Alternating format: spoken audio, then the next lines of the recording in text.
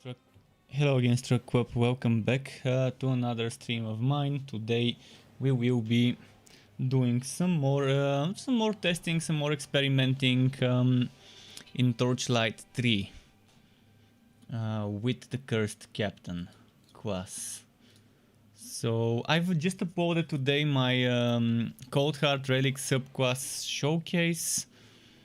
I had to do some unnecessary things because I couldn't access the legendarium to take screenshots for some items for synergies from my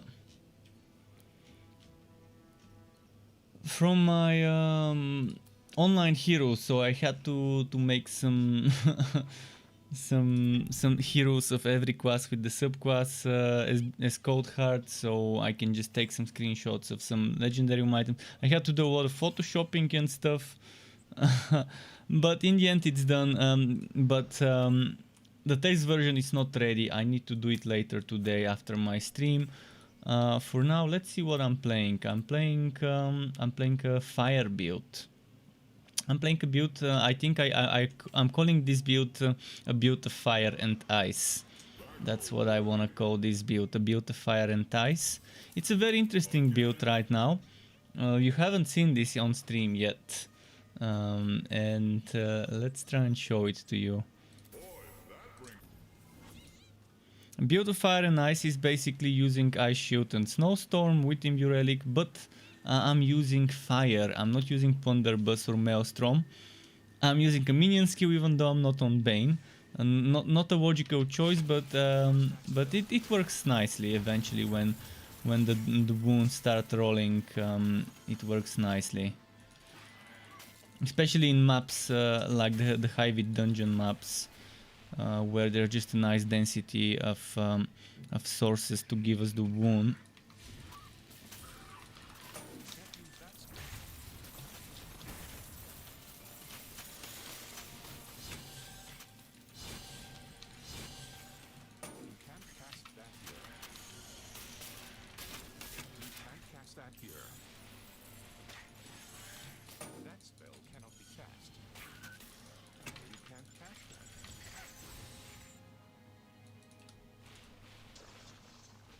It's a strange setup. It's a strange setup which is actually very fun to play.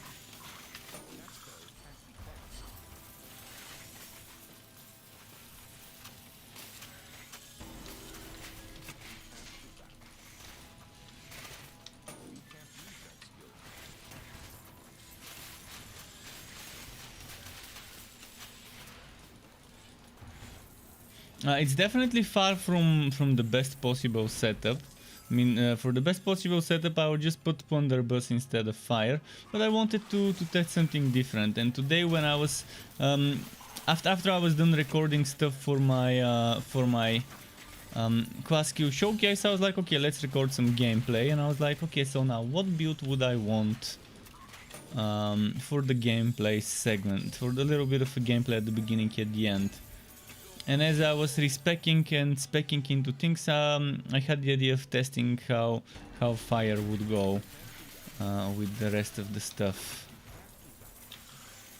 And it's not a terrible setup at all. It's something that can work. See, right now, this is my weapon right now, 5500 damage, and I'm doing fine at challenge level 26 with this much damage.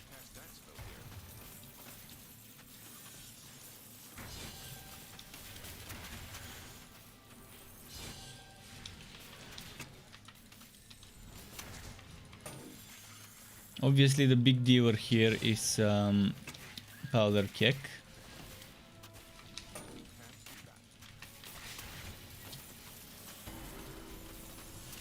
The thing is, with this build you don't need as much crit chance. In fact, I could remove the pet crit chance aura and get something else. Because Snowstorm is there to give you crit chance. Meaning you can sacrifice those Woods Beast sandals. And you can get rid of the crit chance aura and maybe get a more defensive or a mobility aura for yourself.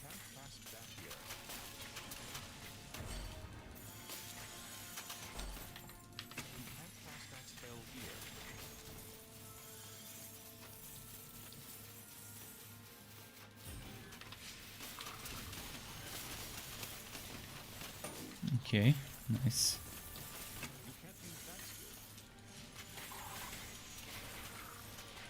Let's look at my pet towers, by the way. I forgot, so I forgot to put something different there. So we can either use the block chance, or the movement speed, or the defense. I'm gonna use the movement speed right now, because it's nice to have it.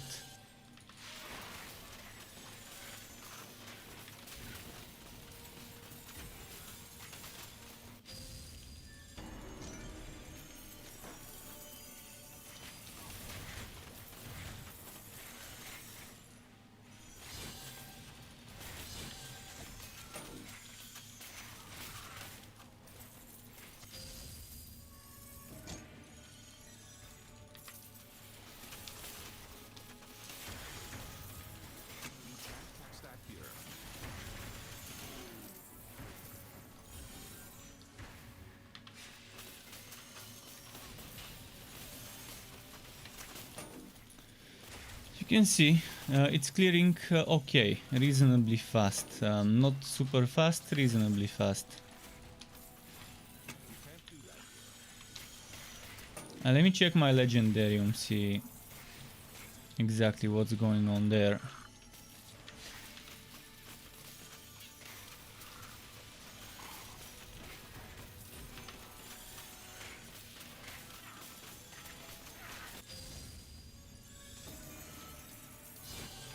So in the legendarium I've got, yeah, I can remove the Woods Beast Sandals as I mentioned, and I'm thinking of doing, I wish I had the thing I want, the Ancient Ember chest piece. That would have been amazing, because I could get some more stacks of frost skin. I could get some more frost skin stacks with this one.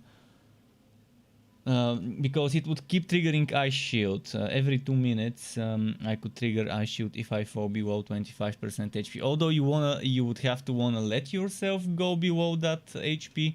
And it's not that great letting yourself go below that HP. But if you let yourself go below that HP and you have Winter with Gauntlets, you're gonna be triggering Ice Shield for 3 stacks of Frost Skin. Then you're gonna be triggering the Winter Weave thing, the Winter Weave gauntlets. So right now I'm gonna put Ancient Ember boots, and I would want Winter Weave boots equipped alongside Winter Weave gauntlets and legs. But until I equip Winter Weave boots, because I don't have them right now, I would have to just get something else, like what do we want here for the time being?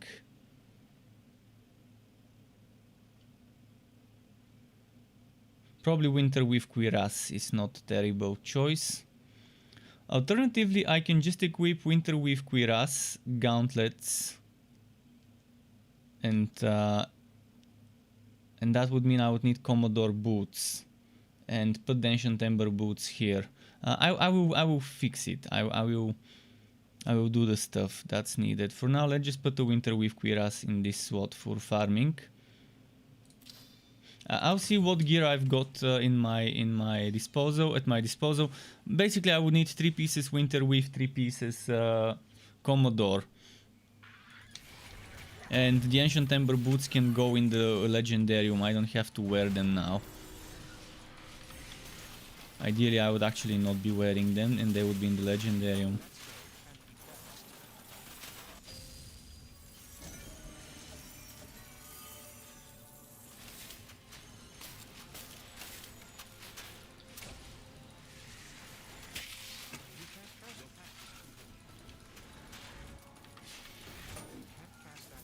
Is this the one with chance to freeze? Yeah, it is.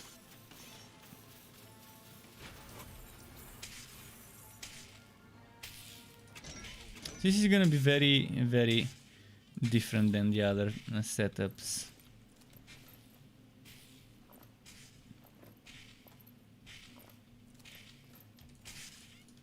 Okay, let's finish this map quickly. Doing this. Oh, don't tell me there is no boss spawned. Oh, there we go.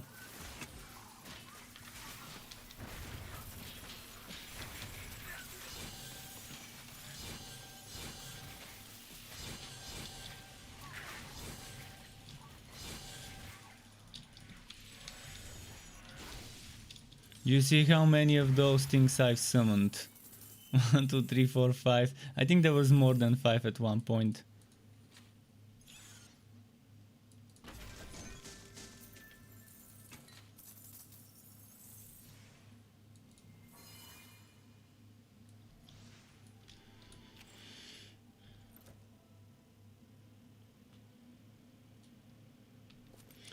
Terry is back. Welcome back, Terry. So yeah, let's look for Commodore boots. I'm pretty sure I had a pair of Commodore's boots, and that's actually a very decent pair. So we're putting that pair of boots here. And winter with gauntlets, I'm already wearing a pair, and I'm probably gonna stick to the one with block chance. So what are we looking for? The winter with cuirass. I'm pretty sure I had somewhere a winter with cuirass.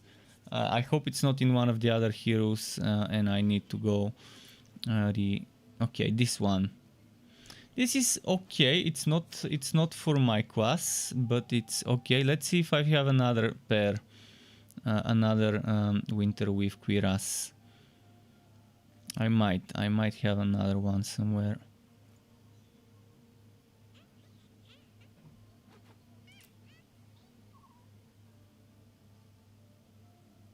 By the way, any winter weave legs here? No. Winter weave cuirass with so which one is better? 6000 defense. This one has a socket, so I'm gonna get more defense. Damage with maelstrom and ghost ship and fire damage are not for me, because that's not that type of build. So yeah, we'll be sticking to that one.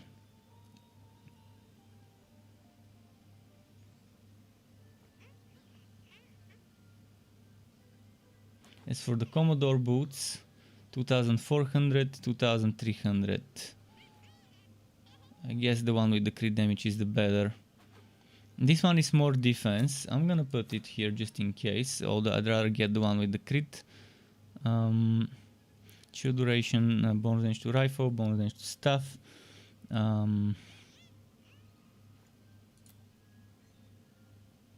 Yeah, I think we're good right now. I've got what I needed, so let's switch the Ancient Ember boots for Commodore, and the Commodore jacket is getting changed for Winter with cuirass, and I'm putting the Commodore jacket in here, and yeah, I need the boots. No, that's not gonna work. I need the Ancient Ember boots. I could remove this powder keg and put the Ancient Ember boots there, but let me quickly just check something. Do I even need that Commodore jacket?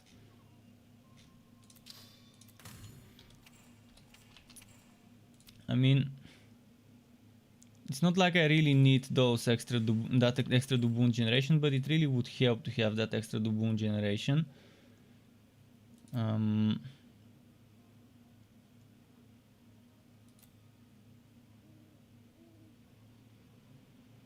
Let's say I remove the extra Duboon generation, and I put 2 points here. I mean, ideally, I could always remove points from Dread Banner and just use it as a level 3 Dread Banner.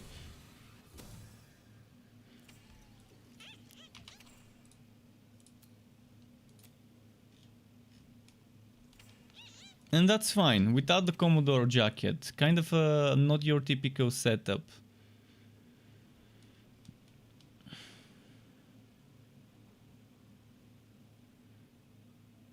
So I would ideally slot in the chest piece, the Ancient Ember chest, but I don't have it. So at least I can get 3 stacks. I can get 3 stacks of not 3, 6 stacks of frost skin if my HP falls below 25%. And if I had the and that's every 60 seconds. If I had the Ancient Ember chest without the set bonus, it would be if I fall below 25%, it automatically casts Ice Shield, which gives me another 3 stacks of Frost Skin. every 120 seconds with the set bonus 60. I'm not going for that one because I just don't have the item. Not even for a legendarium I don't have it. But it's still, there's some interesting synergies to be explored. And those synergies would be explored on a forged build eventually. Eventually I will try and make a forged build like that.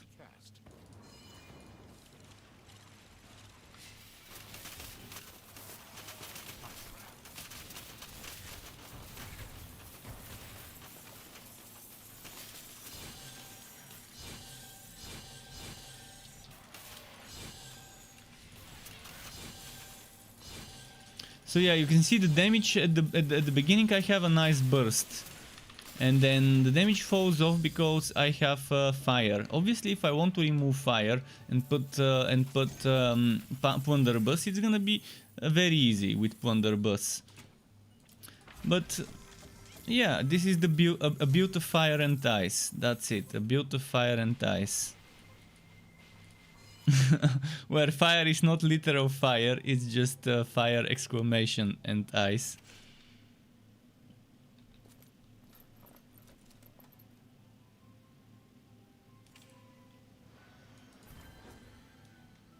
And if you're having trouble surviving, you can always do this. Or this one. Is this online or offline? I cannot play online. Online my heroes are broken. I can show you. Let me show you what I mean when I say heroes are broken.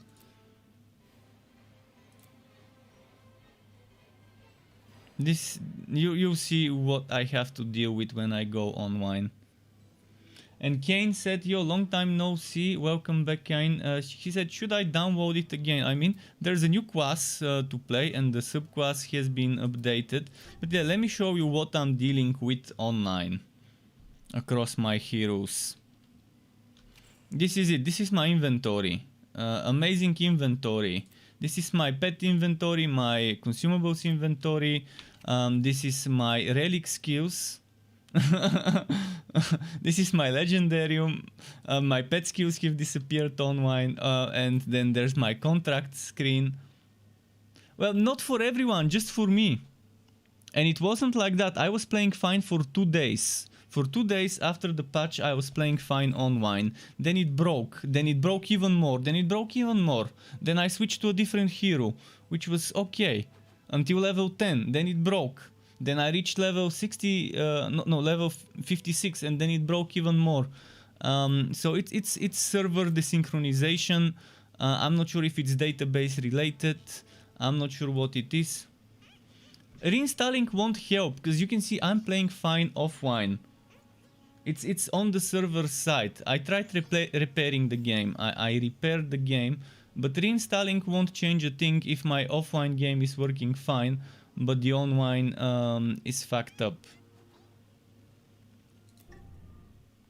Because you can see I can play just fine. I can play just fine offline. In fact, fuck it, fuck online. I can. The only thing I'm missing from the online is my items and my legendarium. The loading times are much better offline. To anyone who doesn't have too much effort and time put into the game online, I strongly recommend re-rolling and playing offline. Unless you really want to play with someone else, like you have a friend or other person that you want to play with. Offline is much more smooth. There's bugs that only happen online that you won't see when playing offline.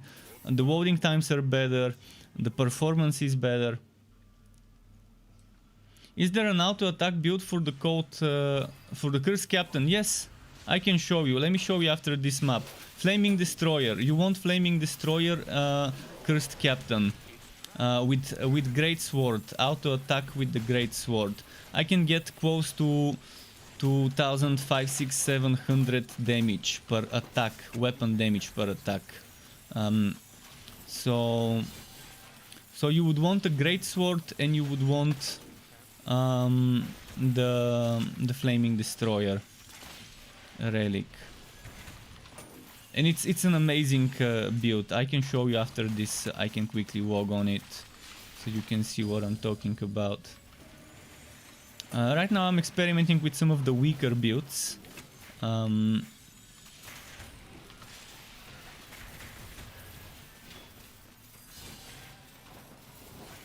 experimenting with some of the weaker builds, but the last few days I've been testing all sorts of things. I've been testing the strongest stuff, I've been testing the not so strong but still strong enough. And this is one of the not so strong but still strong enough but still weaker than the average build. This is kind of like a very interesting experiment right now of stacking Frost Skin and using that extra crit chance versus Frozen and Chilled alongside chance to... I probably should get chance to chill on my passive or gear or something. Yeah, maybe on the shield I can put chance to chill.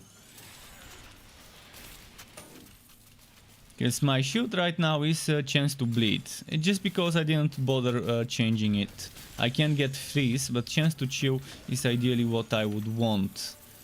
And I would have that extra crit chance versus chilled and frozen.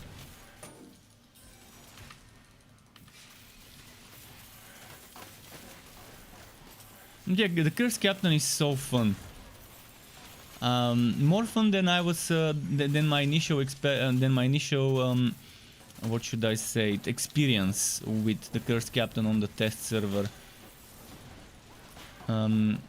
Because there I couldn't get a proper build going because the game spent my skill points and didn't give me respectacles or anything, and I had to work with whatever skill points the game wherever the game spent my skill points on random skills. But offline you can do a lot of things. You can give yourself gold, you can give yourself respectacles, you can pretty much do all sorts of sandbox testing offline. And the performance is so much better. You can level up a hero from level 1 to 60 in a couple of kills when you're playing offline. So it's not bad. And Dark Reaper is back. Hello, Dark Reaper.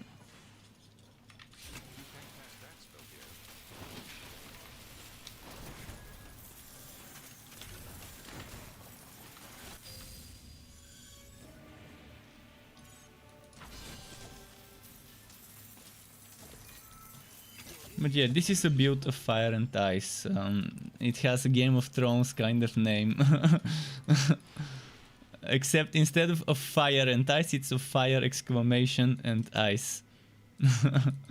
Alright, let's show you how to attack Greatsword setup. Let me just quickly sell some items with that pet. I'll have to transfer some items for that build.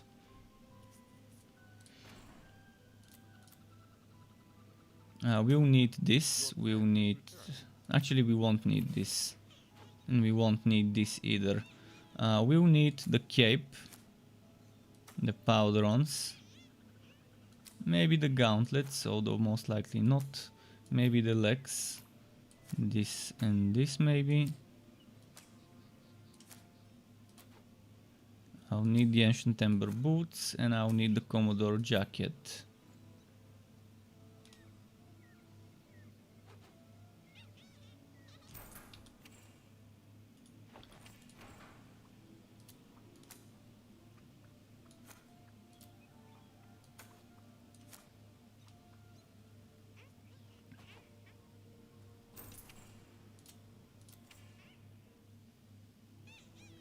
I tried duping items and it doesn't work. I tried having a hero, putting an item from that hero in the stash, then deleting that hero and overwriting the save, and it didn't work, weirdly enough. Weirdly. Look at this bug. It's showing the basic hairstyle over here on the Cursed Captains. Very weird. On top of whatever hairstyle they've got, it's showing some random basic hairstyle as well.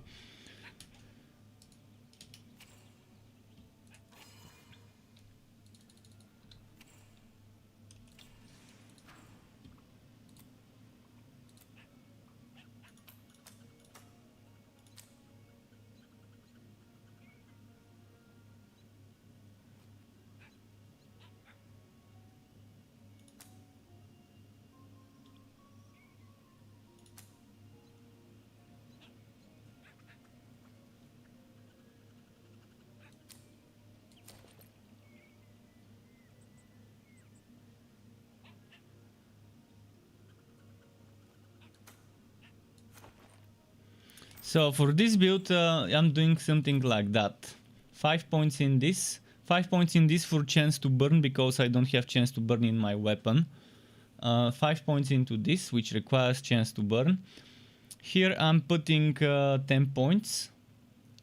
And here 3 points, and I only use this as a passive. I don't use it as an active skill.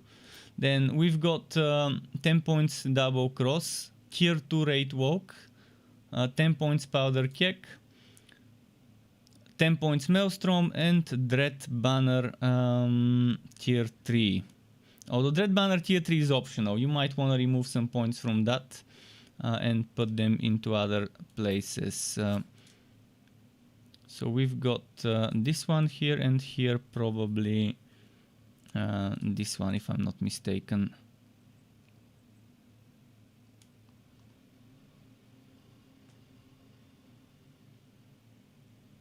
I mean, probably putting more points into that one instead of that one is better. You have to decide, you want more damage to relic skills, or do you want more cooldown for dread banner? More cooldown reduction for dread banner. And let's just show you this blazing map.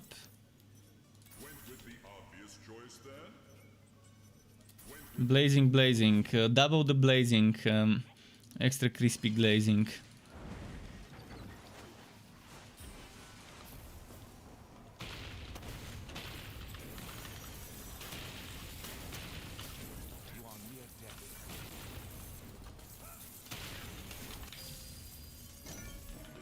I'm a bit squishy, not a bit, I'm very squishy, 31% damage prevented for several reasons. This is level 46 and it doesn't even have defense at the top.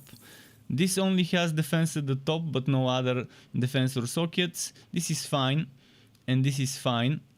This is so-so. And since we're not using a shield, we're losing a lot of defense is lost, and those are the legendarium items: Frostwall, Liu General, Shark Blade. I'm sacrificing the Woods Beast sandals and the crit chance from it, but at least I'm getting 10% crit chance, so I'm only 15% crit chance away from the cap, because I have 15% here, and then I have 10% here. And if you get 5% here and 5% crit chance here, you would be at 35 out of 40. So it's not that bad. Let me show you a regular level 60 map with regular level 60 gear, a regular level 60 map, so you can see what it can do against.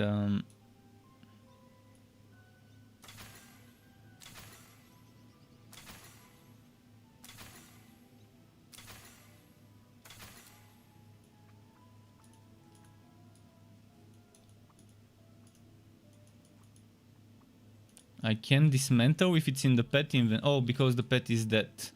That's why. Okay.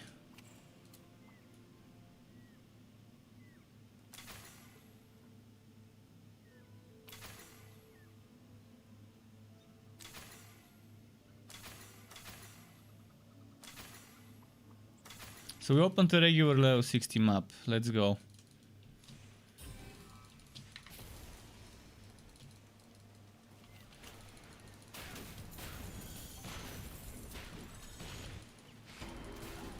Look at this, 1285, and that's without all the buffs.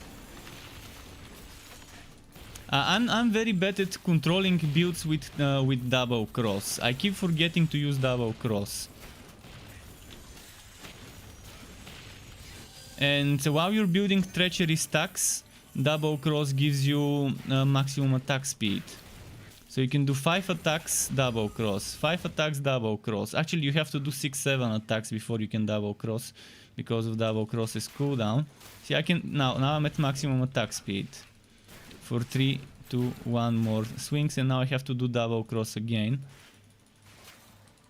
before I can get that maximum. And let's buff up. Let's buff up. Now I'm at 1373, and that's only with one item giving me extra basic attack damage. I can get another item if my boots roll with basic attack, greatsword basic attack damage, and if my greatsword rolls with basic attack, greatsword damage, it would be pretty nice. And you can see it hits heavy. And then you add a black spot that makes the enemies take 40% more damage. I just keep forgetting about double cross. Oh, and I'm not using Maelstrom as often as I should.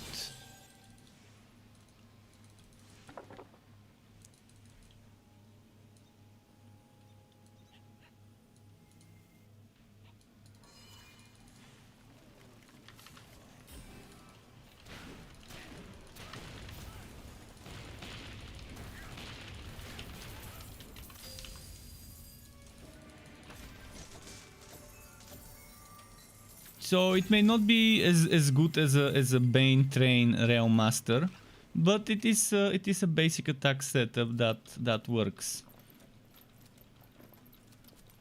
That does some solid hits. I mean, just without the buffs, it's 848. If I remove this, it goes down to 630 weapon damage. So you can see from 630 to 848, and if you use the banner, it goes to 935. If you use this, okay, I lost one thing.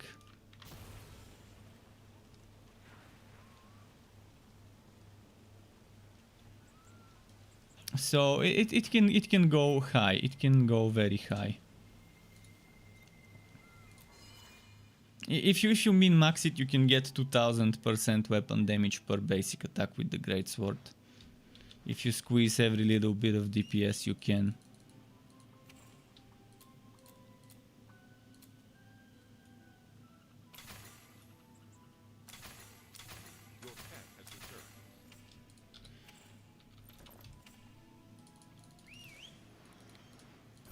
And this would probably be one of my next builds I make.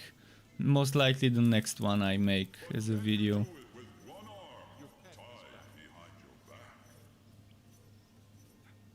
I was gonna go make Bane as the next one, but then I decided not to.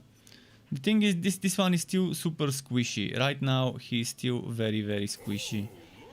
Because my gear is not optimally rolled for defense. But since you can't reroll items, you just have to rely on RNG for that.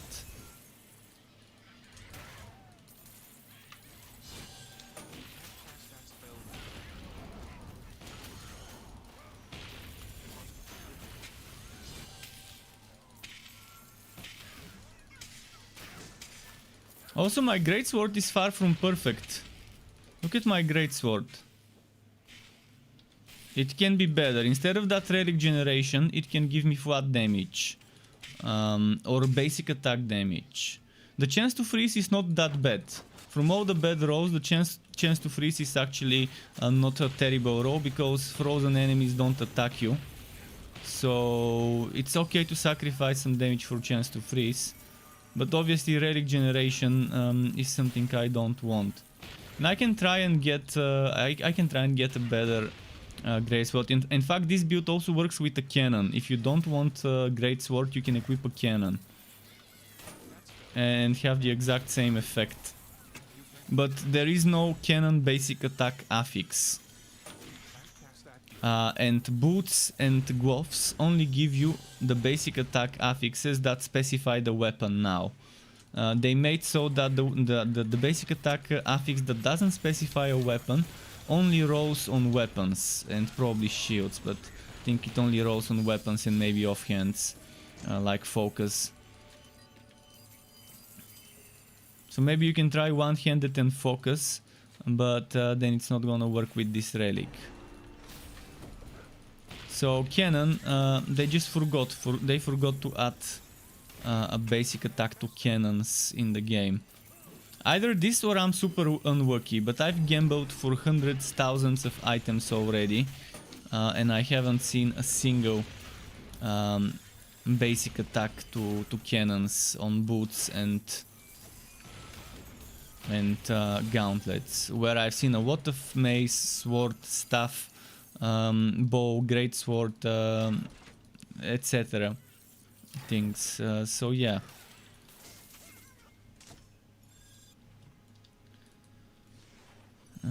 What's that?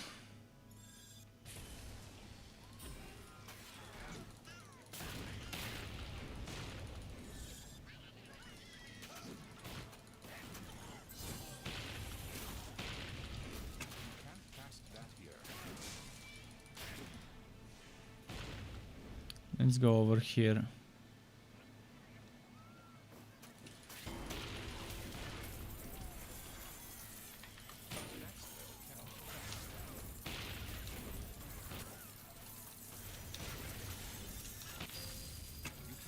They still haven't fixed this. This shouldn't be happening in the game. A place where you can't see shit because the way the environment is rotated. It should never rotate this way. This one I've seen it rotated this side, and this side. It should only have this and this side as a rotation. You can never see anything here.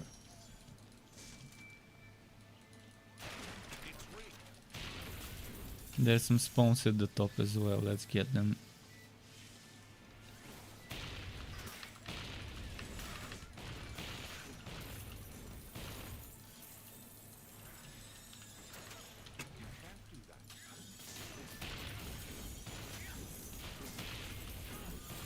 And I can show you another version of playing this build now.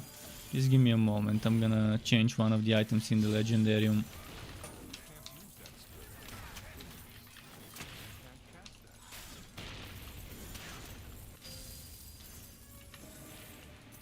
Echoes of Life, that's nice. Echoes of Life is basically the extra life charity item they created during the stream, during the charity stream. So let's say we replace this with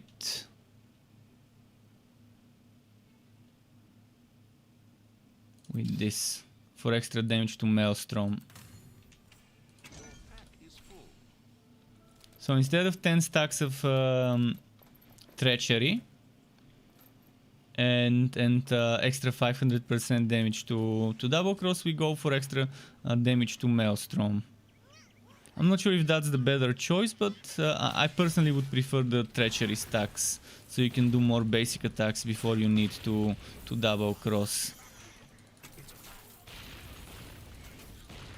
Being able to get 10 stacks is much better.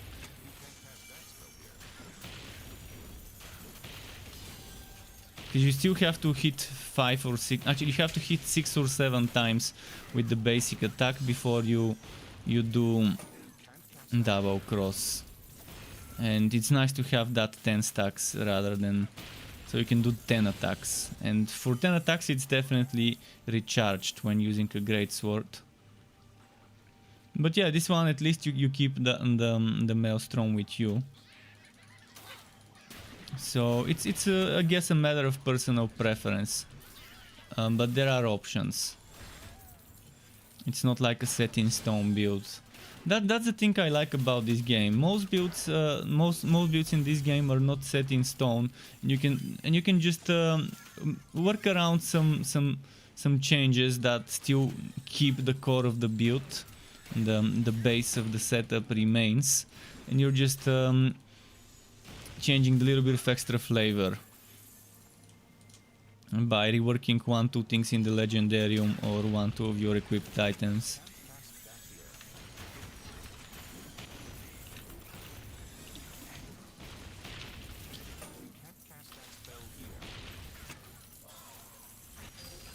Another version would be to use double the keks. Double the keks for more burst on bosses.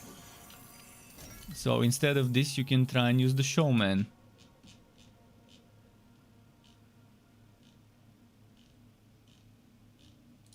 That's another option. But I think the Shark Blade is pretty fun to use for this setup. Should I go on another relic? Is there anything someone wants to see? Specific relic, specific type of setup around a specific skill?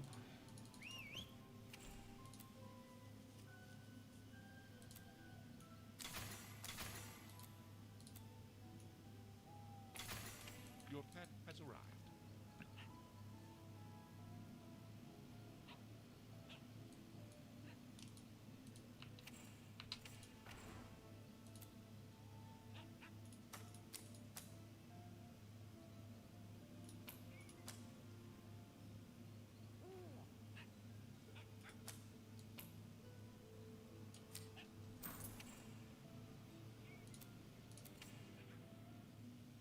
I wanna try big spider build.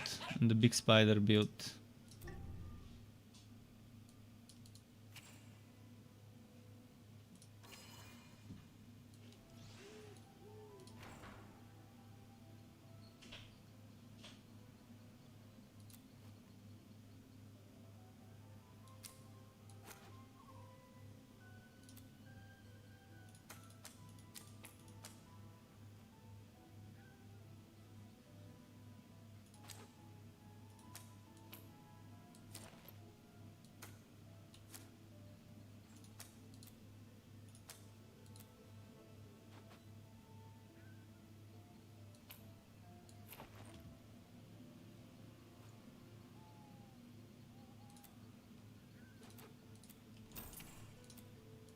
I forgot.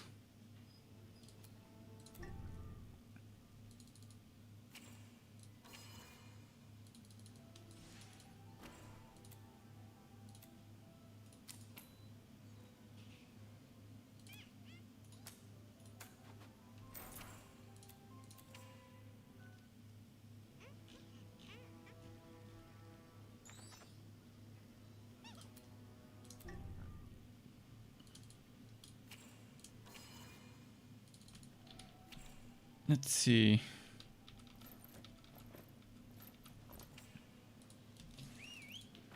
So here, right now I have the venomous mow build. I can for a bit I can play with this build the way it is and then switch to the other one I wanna show you. What did I have here? I don't remember.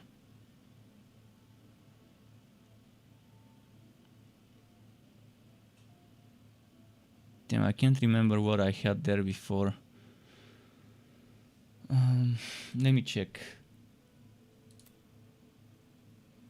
Probably Maelstrom, because I had 10 points in it. Oh no, the Maelstrom is here.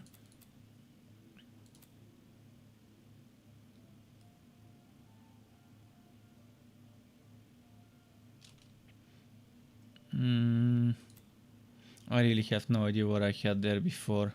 I've got those 3 equipped, that's fine. I got this equipped. Oh, and on the previous setup I forgot to put chance to burn. So on the build you were watching right now, I wasn't burning the enemies, meaning I wasn't benefiting from my... I mean, I was still burning them. Actually, never mind. I had chance to burn from my passive.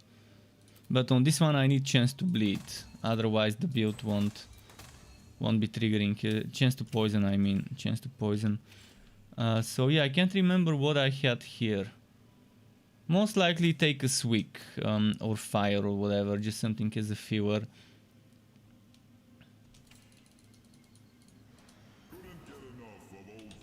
And this should be the Egg of Mayhem setup, yes. I will rework this.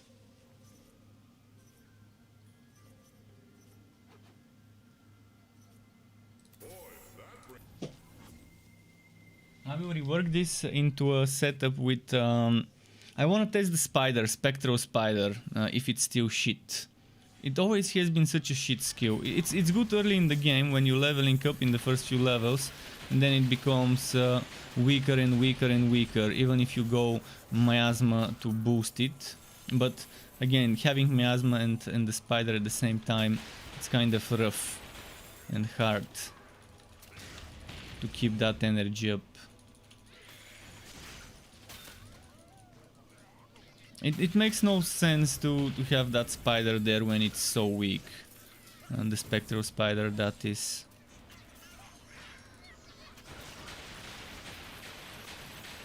Oh, it's finally fixed and it's summoning 2 spiders instead of 1. You see how the first spider summoned were 2? Were one after the other, you see? They should be... It's summoning 2 spiders next to on top of each other instead of next to each other. This is a new bug. This bug didn't exist until this patch.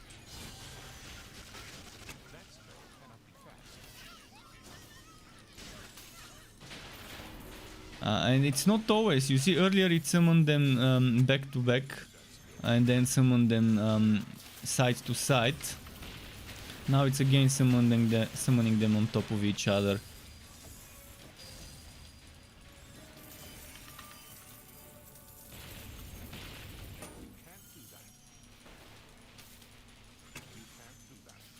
And there's one thing you could do for this build, and that's removing Spread of Death.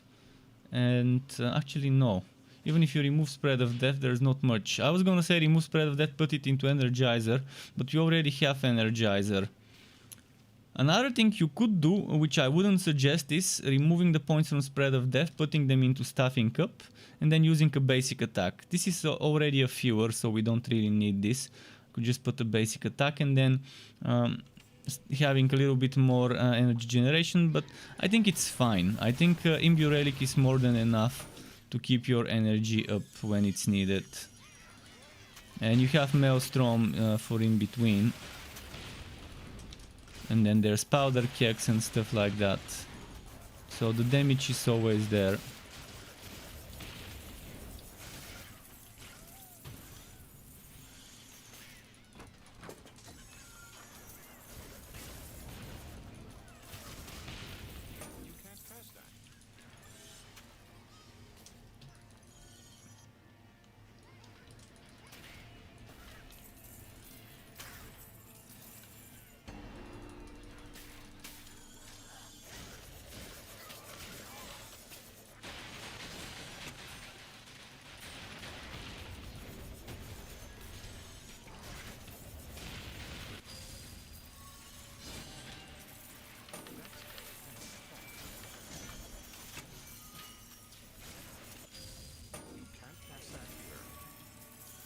Okay, there we go.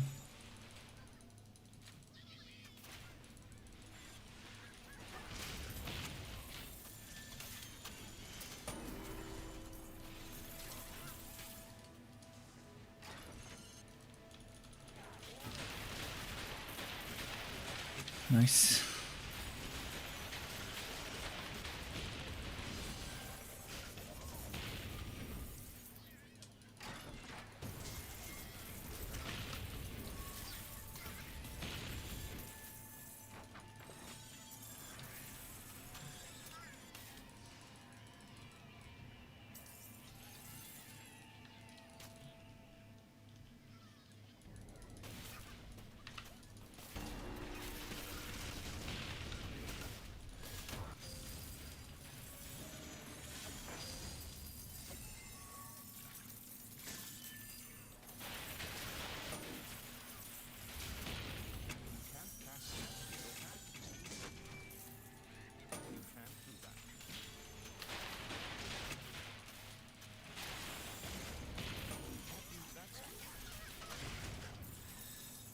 I'm saving my Imbue Relic for the boss fight.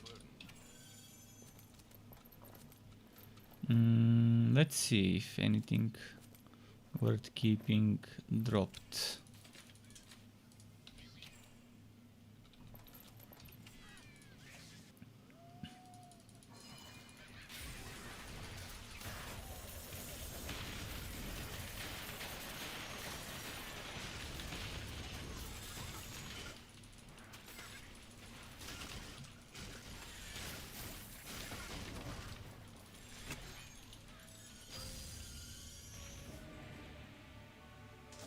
How am I doing with the skill spectacles? 7. I need to I need to cheat those spectacles, so let's go into town.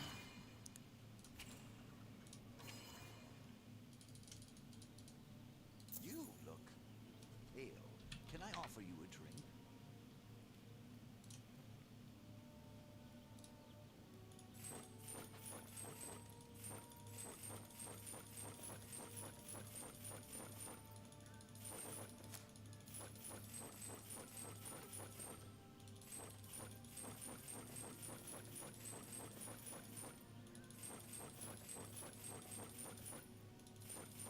See you next time. Okay, so my spectacles now are 7. Let me quickly open the game, scan the memory.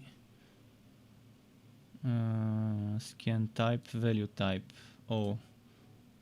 What was the number? 7. 7. Let's scan for 7.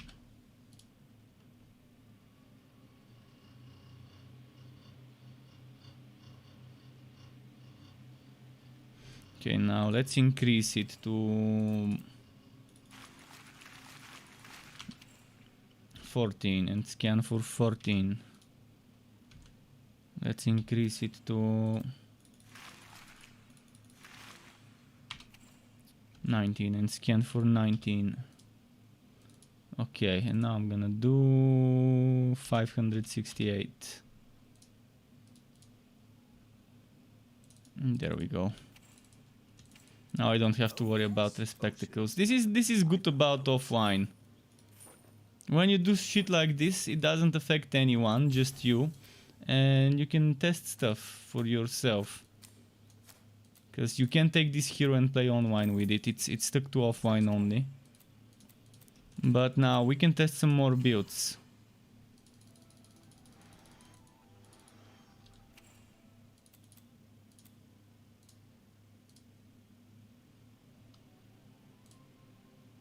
So I wanted to test the Spectral Spider setup.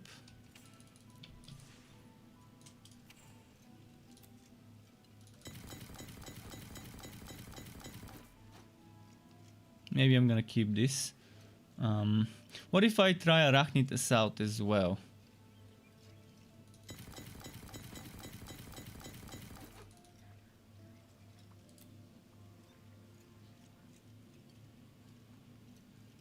Is yes, Ponderbus and Powder Keg are the two strongest skills on Cursed Captain.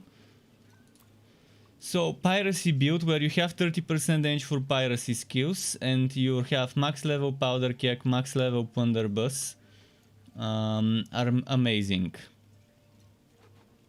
And most likely on Electrode you can reach some amazing stuff with it. So let me put 10 points into Spectral Spider and test some stuff.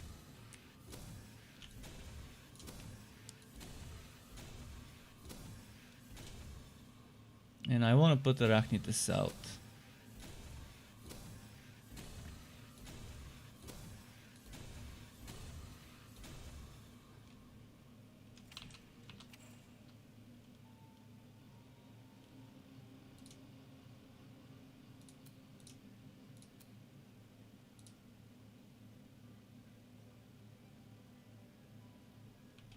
And we want to make the build actually strong, so let's go Ponderbus.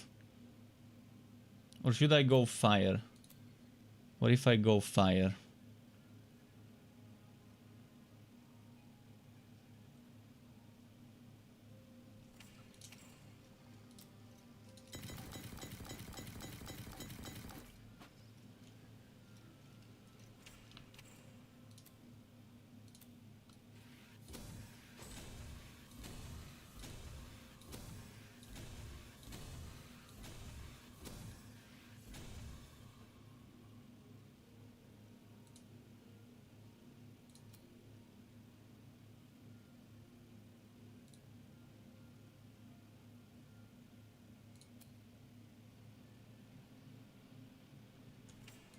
This would be an interesting build, but for this build I need to do something different with my gear. I need to do... where did it go?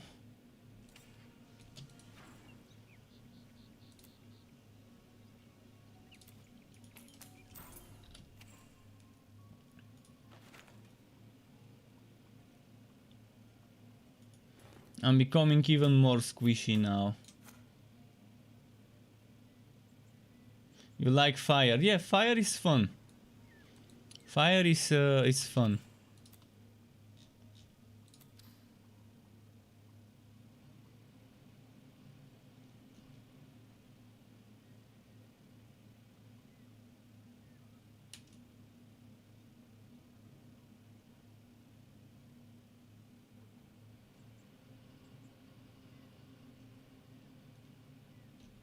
I wish I could get the item for fire.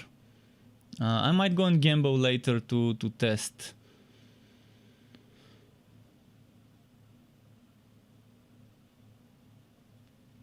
I gotta decide what to put in this SWAT.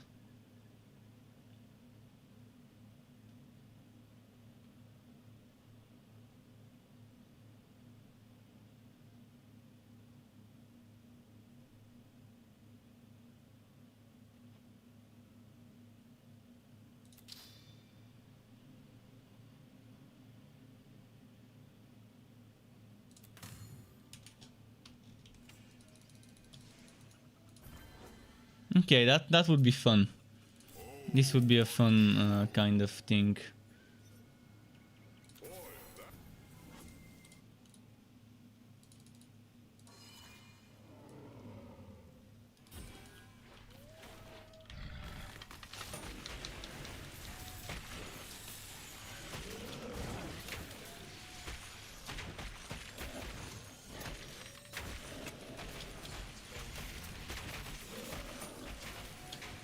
Definitely very slow damage, but not so bad.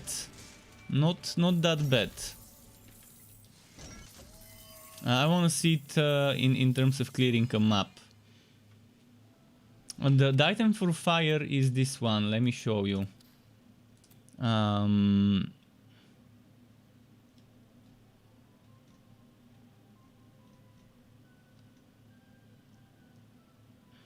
The many tentacled one. It's a cannon.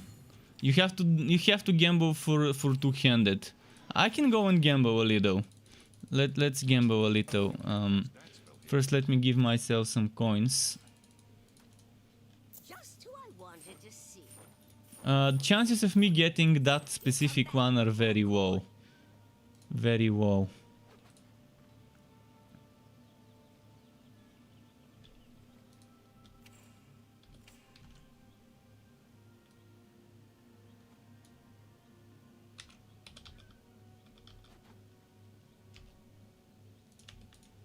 If you have money, I got gear.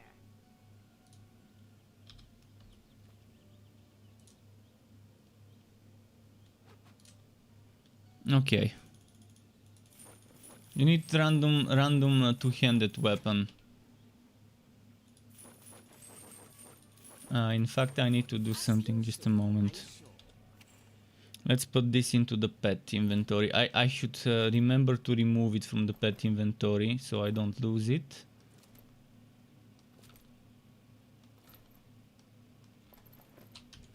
Gear from Now let's Gordon, pump gear up from the Gordon. two-handed weapons. They made it with the December patch. Back in December they made it so that class-specific gear has a slightly higher chance to drop than non-class specific. So in theory, I have a higher chance to get the many tentacled one and the other class-specific two-handed weapons like Fortune Spire, which also is a cannon, when gambling if a legendary was to roll. I'm not sure what is decided first, the type of the item or the rarity. This is something I have no idea about. Whether the rarity is decided first or the type. Whether it first decides, okay, this is gonna be a cannon, or whether first it decides, hey, this is gonna be a legendary, and then it decides whether it's gonna be a cannon or a sword or a great sword or a staff. I wish I knew how this works. In the order of things. This is actually a decent one. Fire, damage flat, extra damage to powder keg. The chance to immobilize is kind of a waste.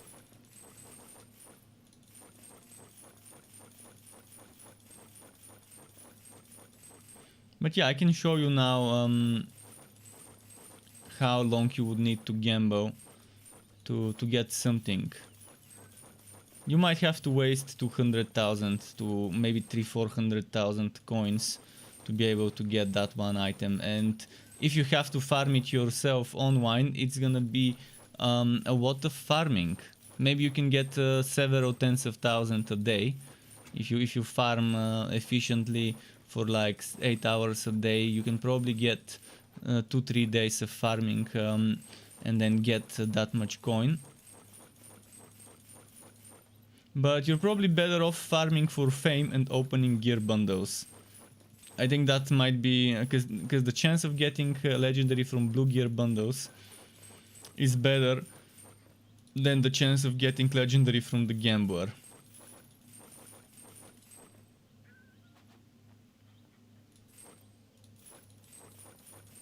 So doing this and collecting contract rewards and opening those bags is the better thing to do. So at least in my opinion, that's the better way of doing it. If you're gonna resolve to gambling, it's better to just not do it in the gambler, but rather just keep farming and opening gear bundles. But it's not one or the other. You can still gamble and open. You can waste your money on gambling if you want, and at the same time collect gear bundles once you've got enough. Axel, welcome back, Axel. Oops, wrong item. So I'm gonna keep gambling for two-handed. Let's see how many thousand we need to waste until one legendary drops. G Effect Dude, thank you very much, G Effect Dude, for the follow on Twitch. Welcome to the Struck Club to you. Nice having you here. Hope you enjoy your stay. Okay, let's keep gambling. I'm your guinea pig. I'm gonna do this so you don't have to do it yourself. So you know how bad the RNG is. And it wasn't like that. Back in the day, there was a time where if you spent 20,000 gold coins, which was the cap, you couldn't carry more than 20,000 gold coins, you would get at least one, sometimes even two legendaries. But then they nerfed the gamble rates to oblivion. They decided we don't want players getting this much legendary stuff. Let's fuck up the gambling rates. See, I'm already at 1,000 and I'm already 150,000, not a single legendary two-handed. And I'm actually getting some of the money back. So I'm at 150,000 minus, but that's actually more if you consider the money I'm getting back. So it's probably more like 180,000 or 170 at least.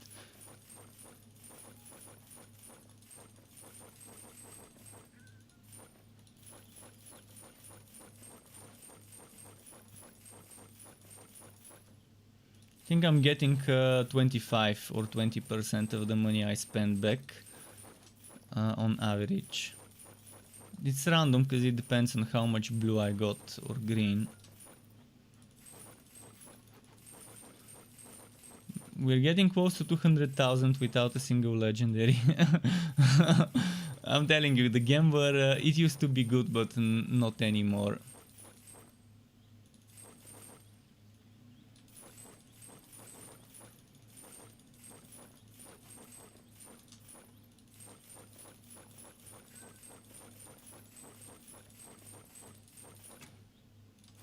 And by now I should have spent already 200,000 considering the thing I'm selling back.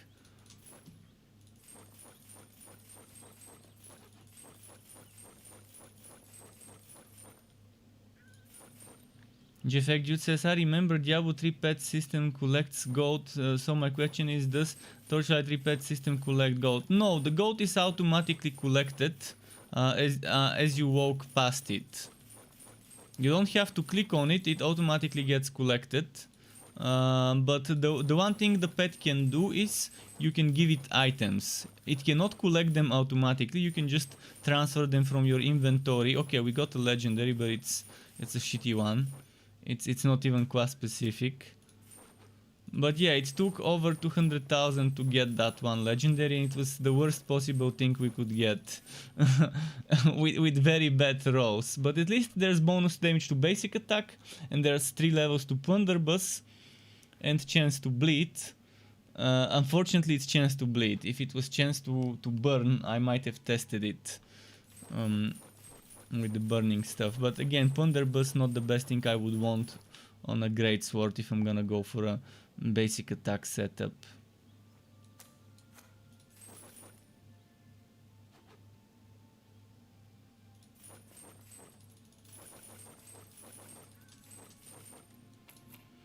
Let's keep trying. Come on, it's gotta be there somewhere.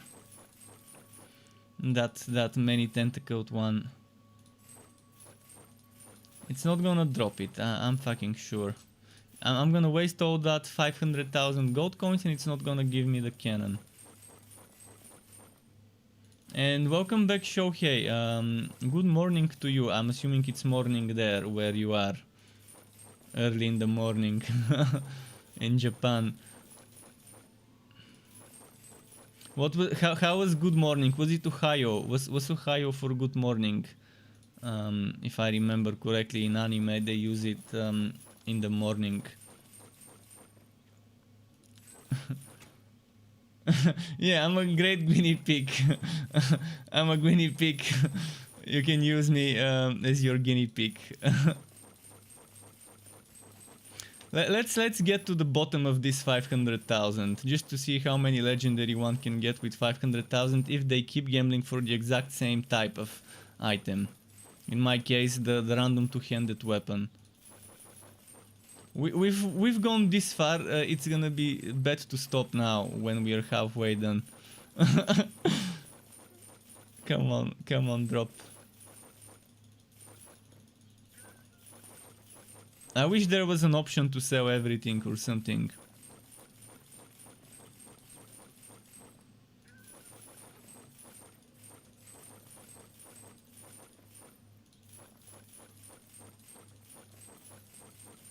Oh man, or at least to buy in bulk.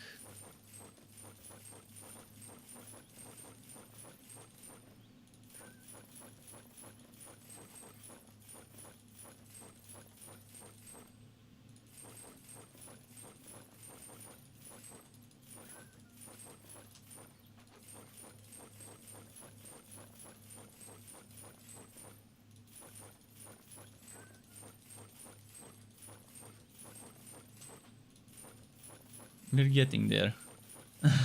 Bit by bit we're reaching the end of this gambling spree.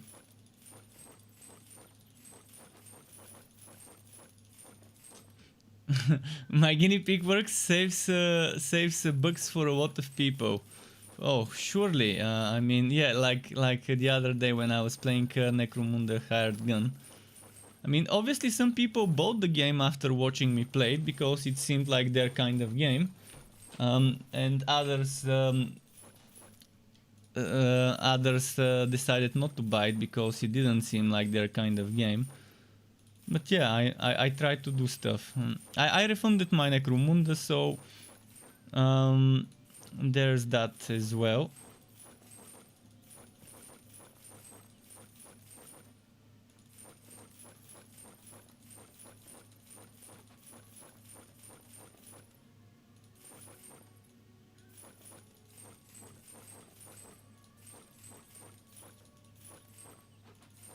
Oh, come on. Oh, I got the showman, but I already had it. And this is not that great of a showman. Oh, and it's actually a rifle. So you can make a cold hard build with the showman equipped. And basic attack cold hard showman build. With the rifle. I wouldn't do it.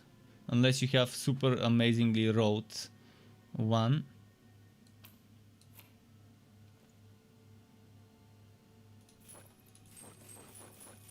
See, this one would have been amazing if it had a socket, but it's still, all of the rolls are good. Chance to freeze is always good, crit damage is always good, flat ice damage is always good, it's just missing a socket. I mean, chance to freeze is one of the best, one of the least useless trash stats. Because it's nice. Freezing enemies is worth sacrificing damage. In many cases. In 90% of the cases you would wanna do it. Come on. 100,000 gold coins. 100 and... Oh, look at that. That was nice. It suddenly started dropping legendary stuff. We got two stuffs in a row. Alright, so you gotta sink in 400k to start getting legendaries. The RNG this time was kind of weird.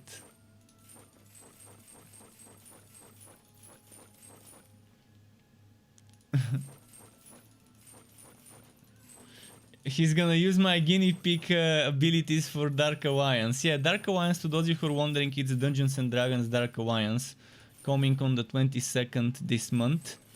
And I will be getting this one. In fact, I have to remember to check if there's any sales before the launch, so I can at least try and get a cheaper price.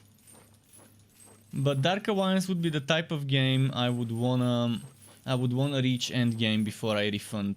So I'm not gonna be able to refund Dark Alliance. This thing I know, because I would wanna sink more time. 2 hours won't be enough to know if it's gonna be my kind of game. With Necromunda, I really needed two and a bit hours to know I'm not gonna enjoy it eventually. It was that evident I'm not gonna enjoy it. Whereas with Dark Alliance, even if I end up not liking it in the end, I would have spent a lot of time and not be able to refund it, but it's fine. I'm gonna at least try and get to the end game reasonably quickly, 2-3 days, maybe 1 day, depending how quick it is. Check some of the builds. The thing is, I think the dwarf is very weak. From what I've seen in terms of Dark Alliance footage, the dwarf seems like it can't take much damage for a tank. Maybe the person playing just had a very bad build, and it seems like it doesn't do much damage as well. So if it doesn't do damage and it doesn't take much damage as a tank, the dwarf seems like a bad choice. But as I said, maybe the person playing in those gameplay videos just didn't have a good build and good items, and that's why they were getting their HP down so quickly. You can't refund shit on PSN. Oh, wow. Okay. Okay. Makes sense to want me to be your guinea pig. Okay, we get a second toy maker too. Oh no, that's actually, this one was ferryman stuff. 3 stuffs already, not a single cannon. Not a single cannon. This is weird. By the way, this has the same skin as the wingspan, or is it just me?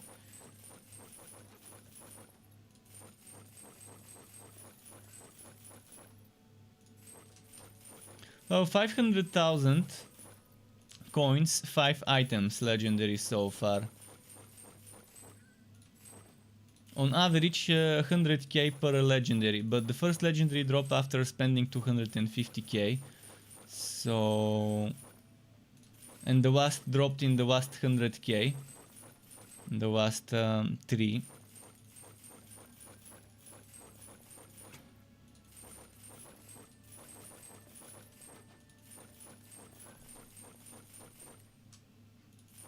But yeah, drop rates, they have been gimped for sure.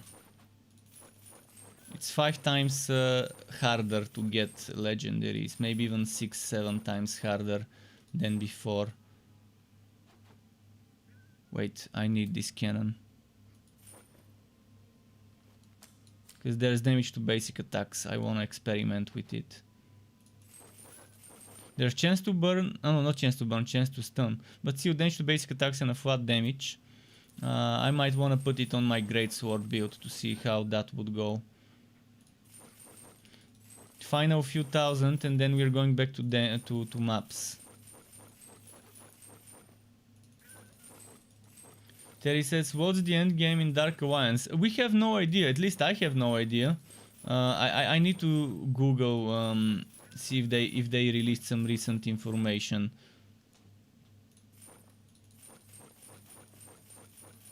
Most likely it's gonna be recycled content or some sort of missions to do. That's my guess. I don't mind recycled content as long as it's fun and rewarding.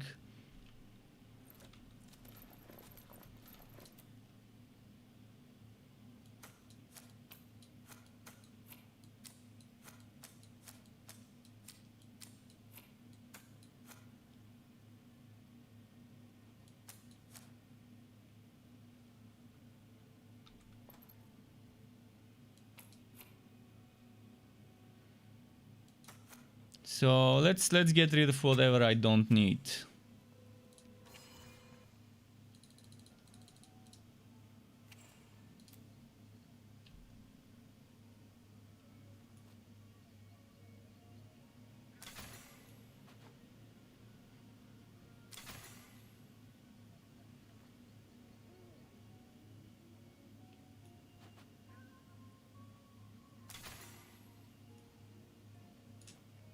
Three skill levels to miasma and chance to freeze. Still, and the rest is shit.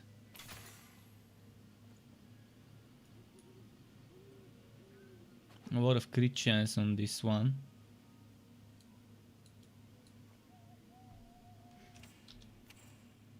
Fuck it.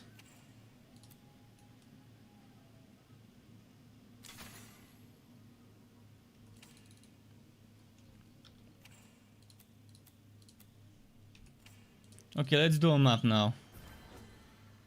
I couldn't get that item.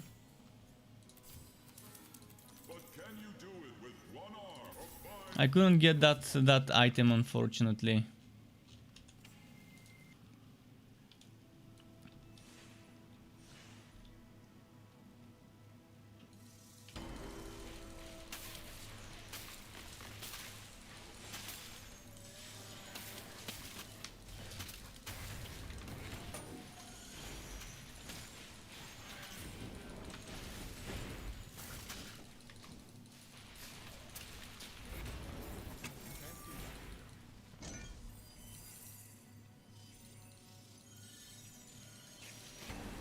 Can't use that skill. You can't cast that here. Man, I'm not getting enough in the wounds to reasonably spam fire. Fire was not a great choice. I just wanted something different.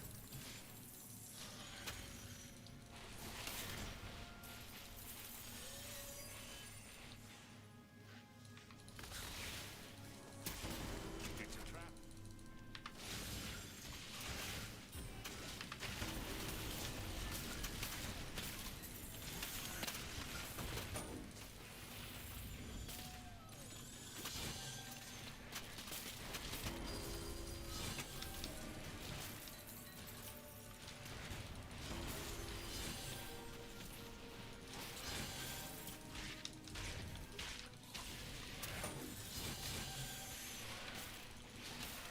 You can't cast that spell here.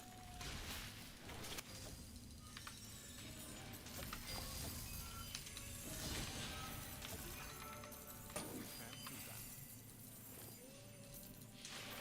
You can't cast that. You can't use that skill. That spell can't be cast. I mean, the damage of this build is not terrible. It's not terrible damage, it just... it's mediocre. You can't do that. No, I fucked up. I could have gotten two Spider Queens. I used Imbue Relic before the Spider Queen. Should have been Spider Queen, Imbue Relic, Spider Queen. You can't do that here.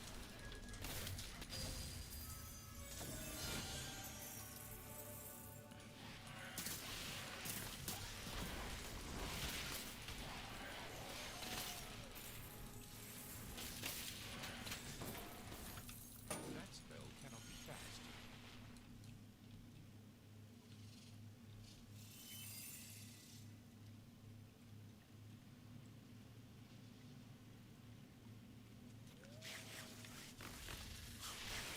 Nah, fuck, I fucked up again. I keep fucking up with this. You can't cast that spell here. You can't do that. You can't cast it.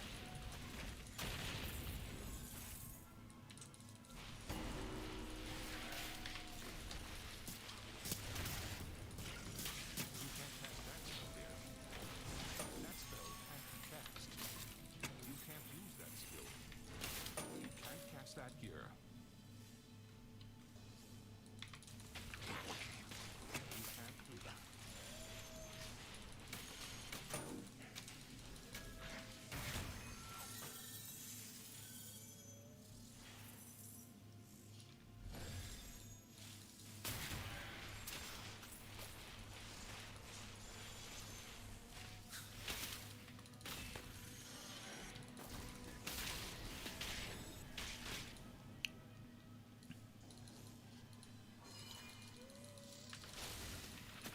You can't cast that.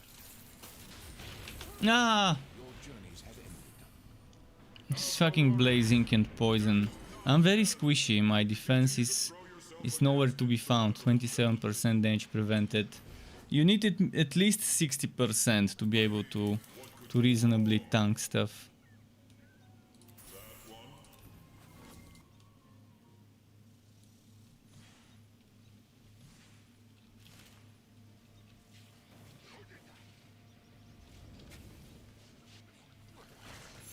You can't do that here.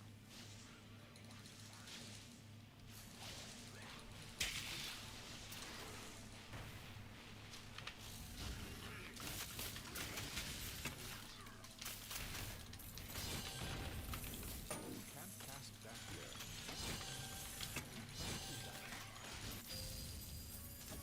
But yeah, very bad damage with this setup. You need... I mean, with Plunderbuss this would be much easier.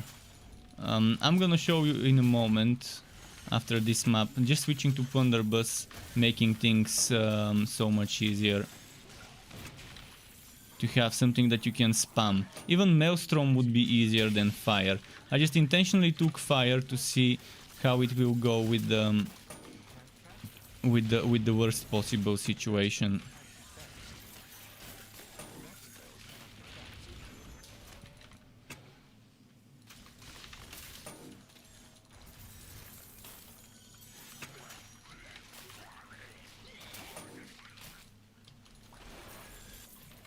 You can't do that here.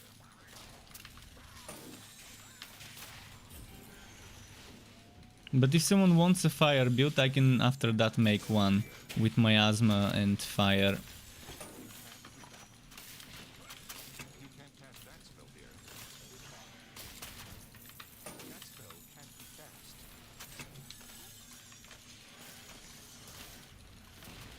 That spell cannot be cast. You can't do that.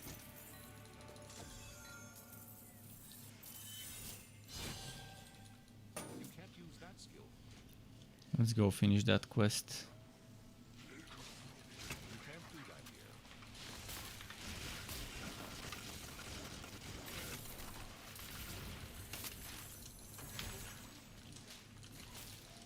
Oh, I forgot to use my buffs before my damage burst. Can't cast that here. Should have used banner and black spot first and then the other things.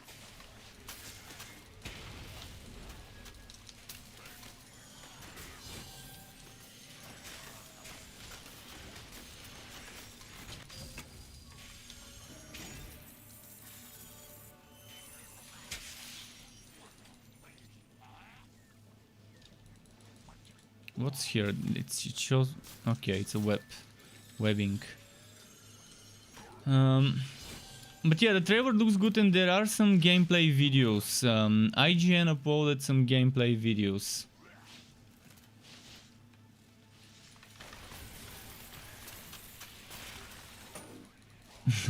The meme, the IGN journalist tries a game after the review. That's become a meme. My brother told me about it earlier today. About those game journalists that hate games and gaming. but are stuck at being game journalists because they're not good enough to be regular journalists. um, let's see.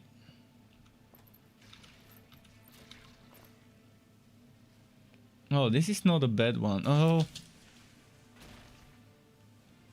you've become a meme since Anthem. Really? How come? That speaks my interest. How come?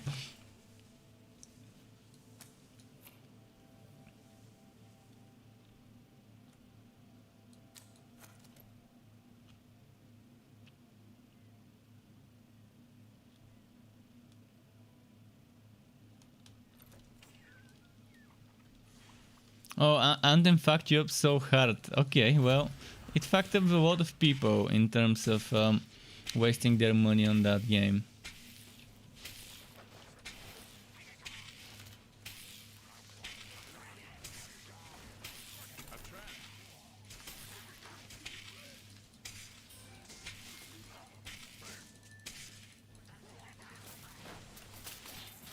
You can't cast that here.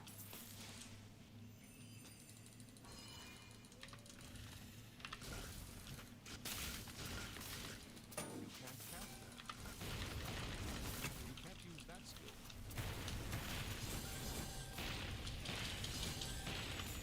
You can't cast that.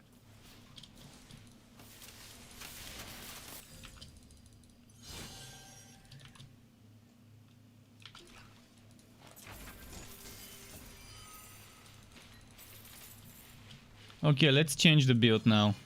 As I mentioned, I want to quickly show you just how putting Plunderbuss instead of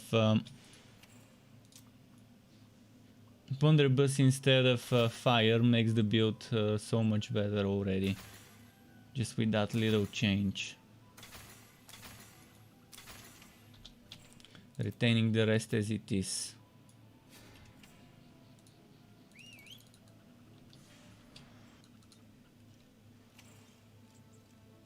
It let you learn a lesson to not trust companies with good reputation.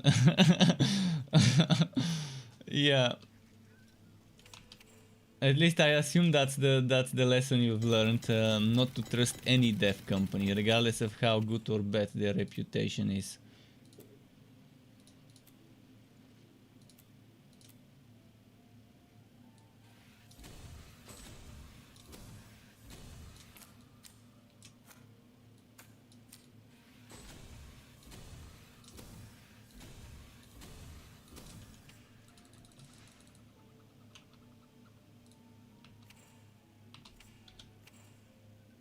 Wait, what happened? Oh.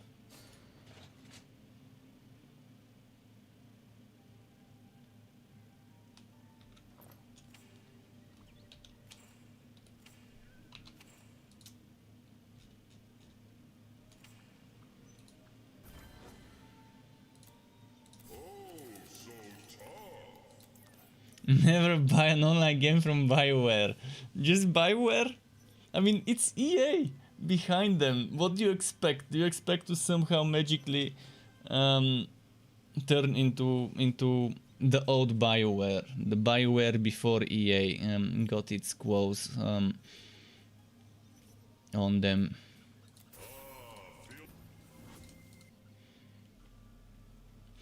Yeah, the road games, good masterpieces. The trilogy, the Mass Effect trilogy, the first two Dragon Age games. I actually loved Inquisition, to be honest. I loved Inquisition and I love the multiplayer in Inquisition. I wish they just had more diversity there in that multiplayer. I bought Inquisition for the multiplayer, to be honest.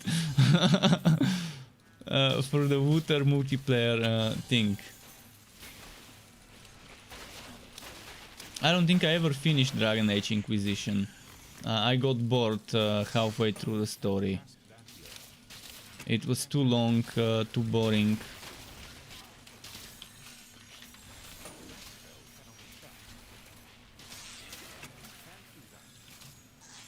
I also didn't finish Andromeda. I also got bored around 70% in the story.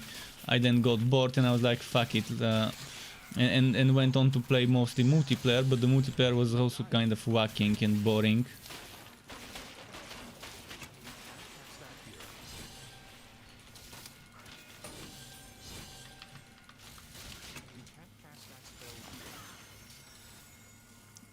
Blazing maps not the best for a build that requires you to stand in one place and channel stuff.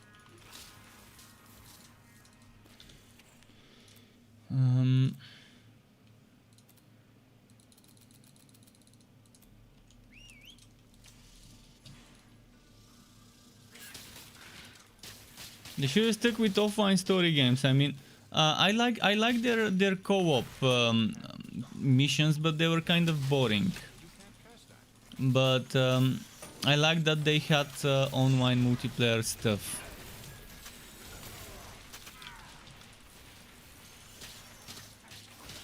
They still had the offline kind of story campaign, but the multiplayer was it was a good idea, just badly executed, maybe, let's put it that way, in terms of the Andromeda and Inquisition multiplayer. Cannot be cast.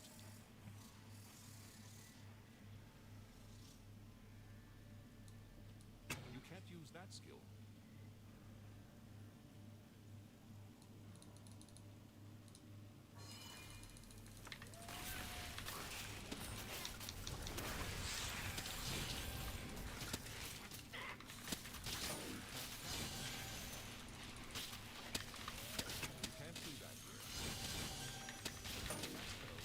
There's so many skills to juggle. I'm struggling to juggle everything.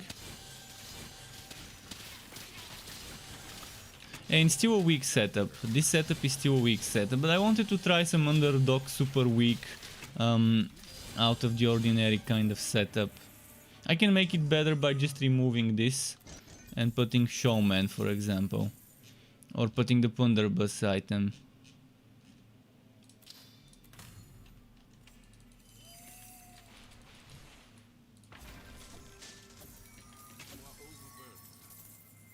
Okay, let's make a fire build. Let's go and make a fire build with miasma. The more standard kind of thing that people might wanna test.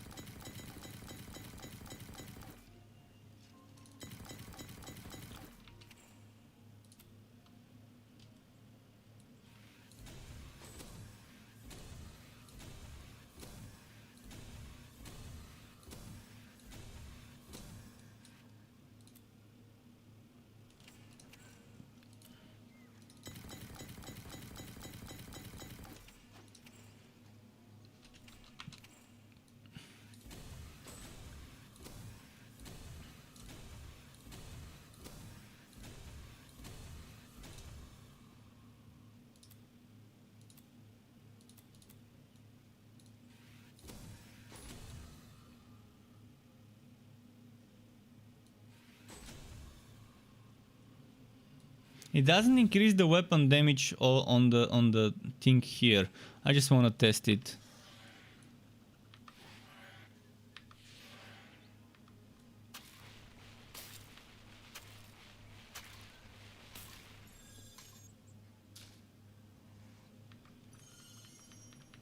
I don't see their actual damage increasing with this. Does it even work? I wish I could test it on a dummy or something. Okay, what else do I want to grab? I want to grab probably Energizer. Actually, I also want to put Winterweave gauntlets, Winterweave pants.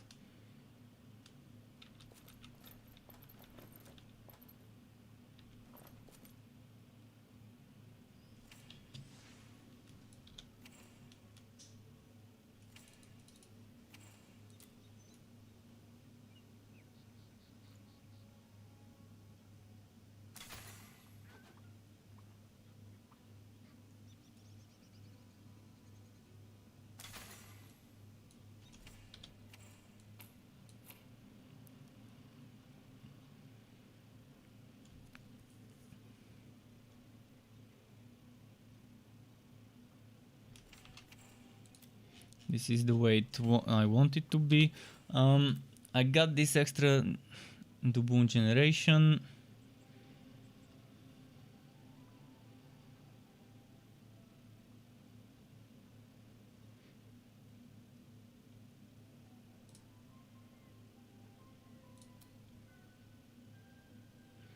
Call the crew or first matey for that final SWAT.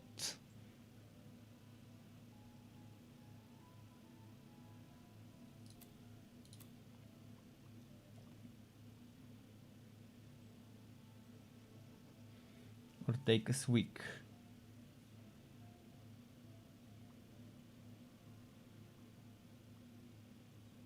I wanna test something with take a swig. I wanna test if I can stack two banners together, if I can get extra bonus damage if I have two banners up at the same time.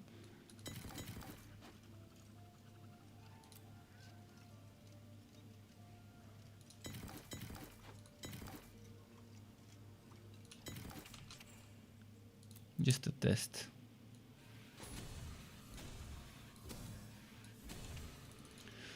So right now 390 damage. 465. 465, so I can't stack the effect of two banners, unfortunately. I can have two banners up, but I can't have the effect of them stacking. Okay. No two banners then.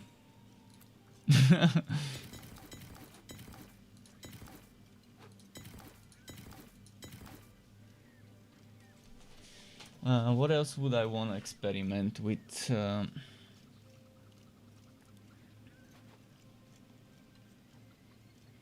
I stack this passive bonus?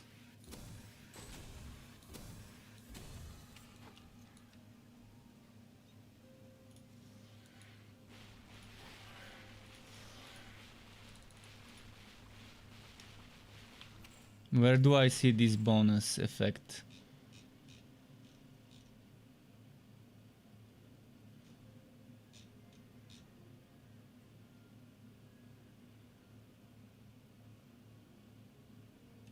Where can I see this tier 2 bonus?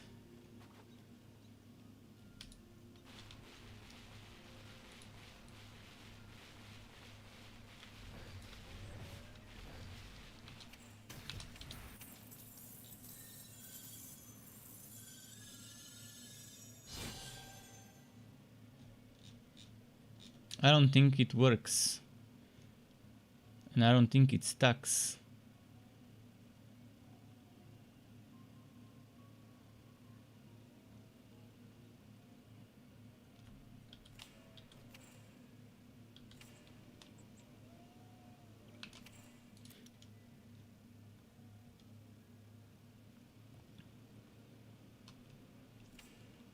And it's hard to test. It's hard to test it. You can't test it in here because they don't auto attack those pets. Okay, let's just remove this. Let's just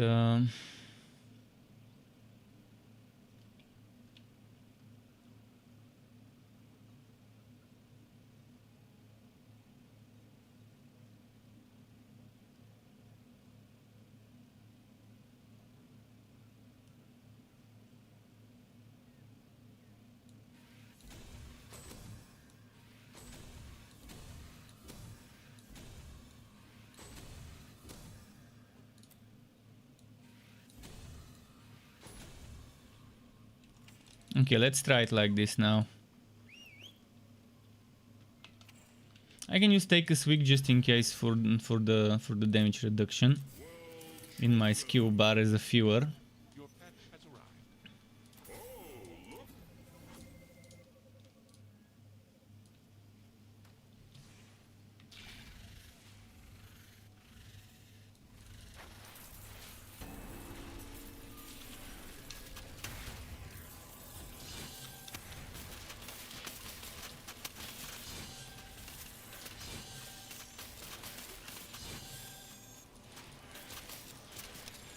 Yeah, it's not working that great.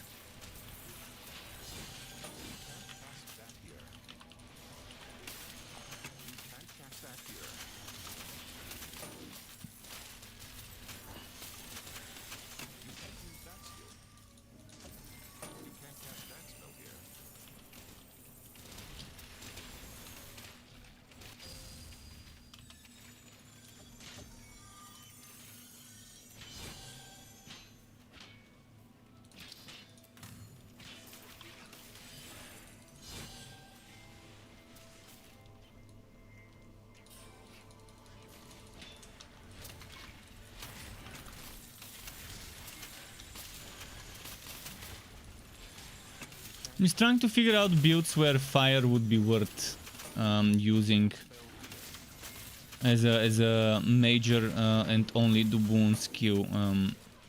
It just seems like fire is the most underwhelming of them all. First, it has to stay in one place. Second, it has terrible cost. 6 or 4 Dubuns. I think it's 6 and then it goes to 4, yeah. Maelstrom kind of uses everything, but at least it has a nice AoE and it pulls enemies and stuff. Fire is the most underwhelming Dubun cost skill from the base ones, the ones that are not first matey or the ship and stuff. Although the ship is probably the worst of all the skills on the Cursed Captain. In general, people really were happy about the Cursed Captain being a summoner, but the summoning part of the class is the weak part of the class. Kind of like a sharpshooter. You don't want to be doing summoner builds because they're weak. I mean, you can still do them, they still work. You can still do minion summoner builds, they still work, just not as efficiently as a piracy build would work. Or on the sharpshooter, a damage build.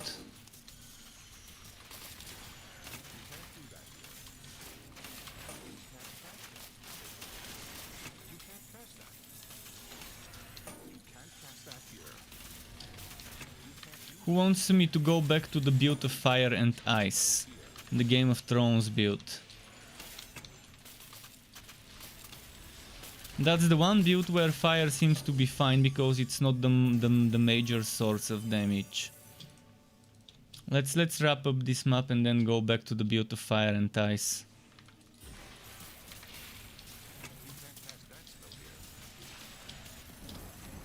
Game of builds.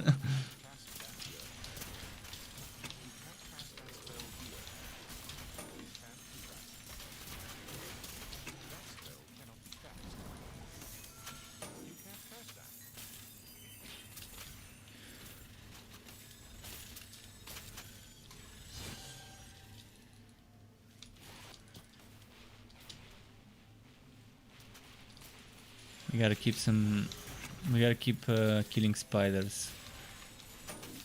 Oh, and get the webs. Let's find the webs.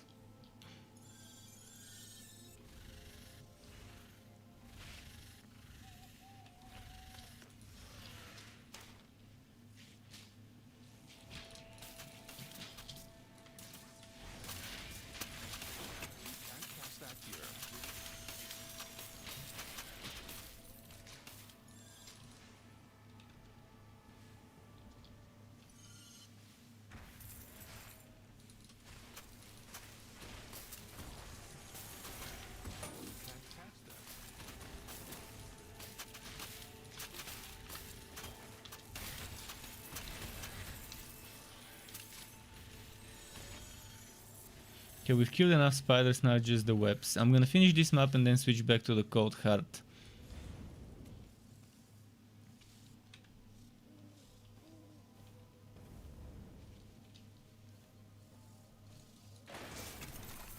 Wait, why am I using Glacier's Edge?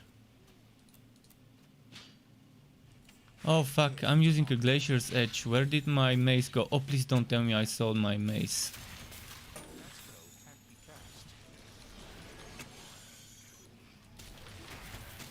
If I sold my mace, this would suck big time.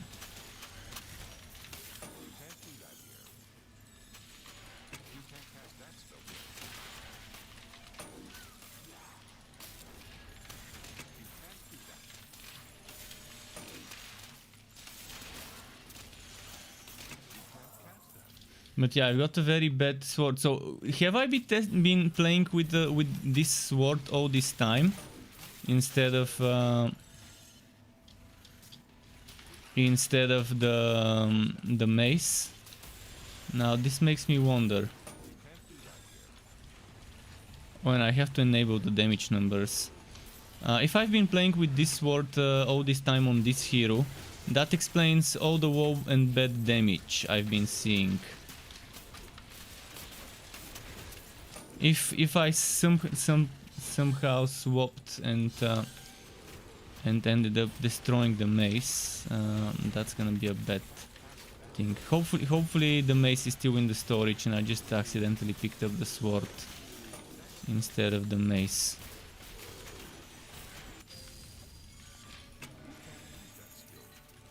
Because if I'm doing this much damage with a 2800 weapon, then I'm gonna have to retest some the previous setups.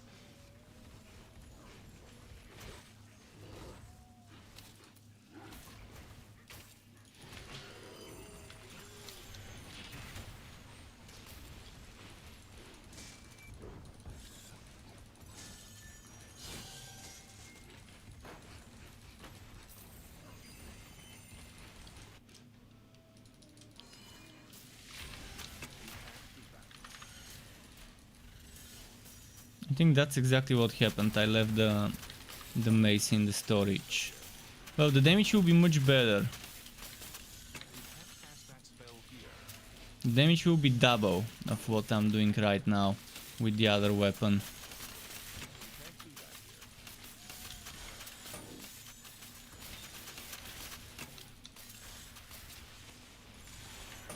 So I can go and revisit it, that previous build.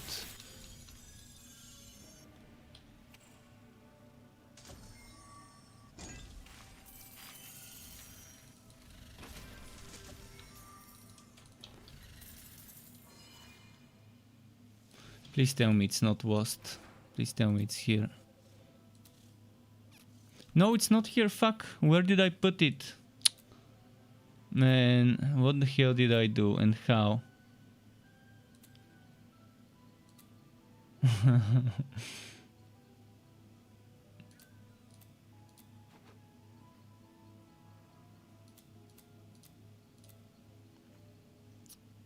I'm gonna have to rewatch my stream and find the exact moment where the mace disappears.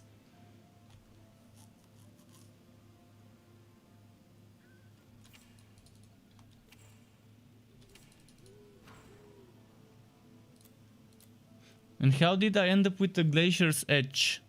Is the other thing I'm wondering, like, where did it come from?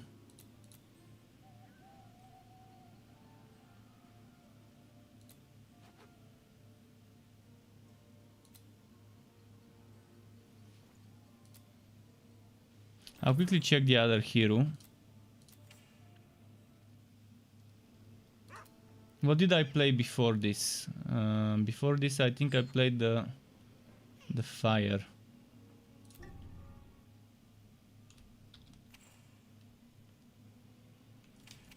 But on the fire, I didn't take the mace anyways. Then this is not. I didn't play this today. Pretty sure I didn't play this one today either. How did my mace disappear? I have no idea. I messed up something. Yeah, it's not here. So most likely I ended up selling it by accident. Well, rip mace, rip North mace. Damn, no, I can't make builds again until I get a level 60 mace or a glacier sedge. Well, I'm gonna have to do a lot of gambling to get that mace back. And even if I gamble a million, 2-3 million, it still doesn't guarantee I'm gonna get that stupid mace. Potions for you, potions for your little friend. And backups of heroes don't seem to work in this game. I've tried doing backups and it just doesn't read them. Oh, this is nice. Oh yes, potions. And there's no buyback You can't cast that here. of some things.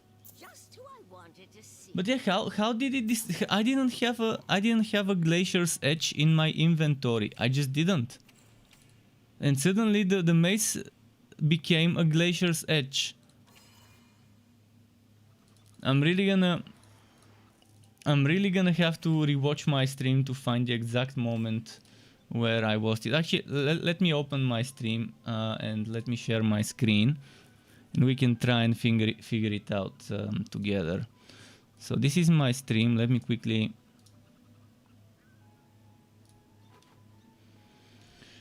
Am I wearing a mace here? I'm wearing the mace here. Yeah, I'm wearing the mace here. Okay. And I have a Glacier's Edge in my inventory. And here, am I wearing the mace? Yes, I am. Here. Suddenly it's a Glacier's Edge. Here it's a Glacier's Edge. Here it's the Glacier's Edge. Here it's the mace. So after this thing, that's when it happened. Let's go ahead to see the exact part where my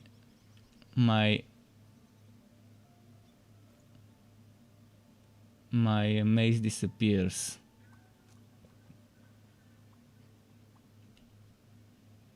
I still have the mace on me. Oh, and now I have the cannon.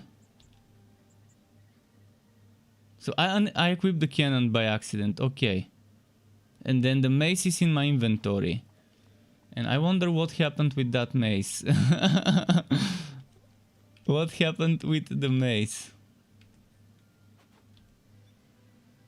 Wait, I opened the inventory, it's no longer there. Wait. Something doesn't add up. Something just doesn't add up.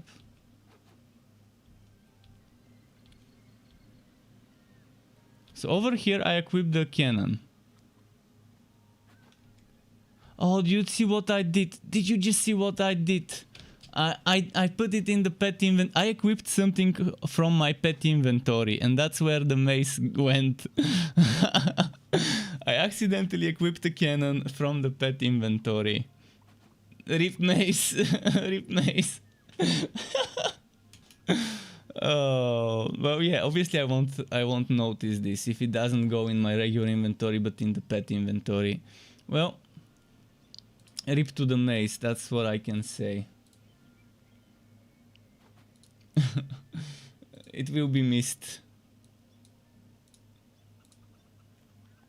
Accidentally equipping the cannon, and when I realized that it's equipped, I didn't notice that the mace wasn't in my main inventory, and then I equipped the sword. And yeah, unfortunate rip.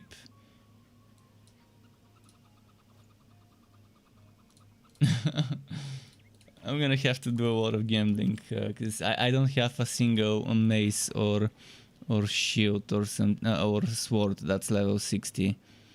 The best I have is this one is 51, and then that one is 53. I mean, even 59 would be better than nothing, but right now I'm gonna have to just put whatever. Let's put this one for now. I can still make builds just without that extra cooldown, I guess.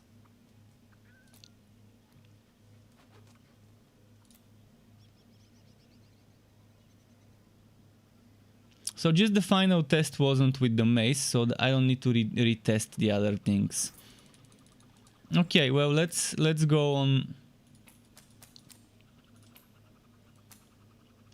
Let's go on that other build.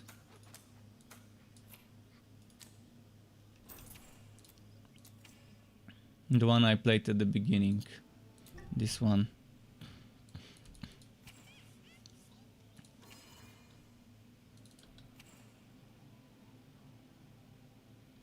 Wait, what build have I got right now? Oh, that's the other build I was running.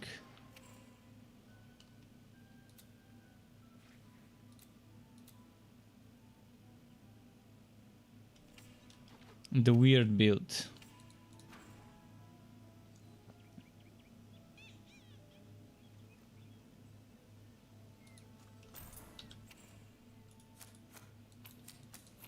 I'm gonna go for the more standard version without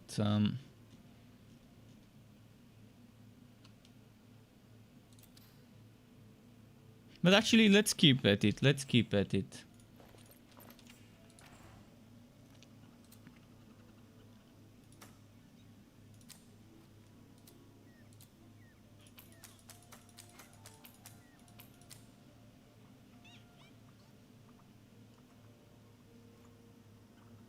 What's missing? Pants. The winter weave pants are missing.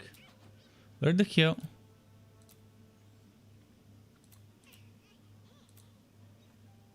I put them in another hero again. Damn, I always... It's so difficult when you have to keep checking and taking things from other heroes, and each hero doesn't have its own... I wish they would do it the way it's done in... what was the name of that game I was playing recently?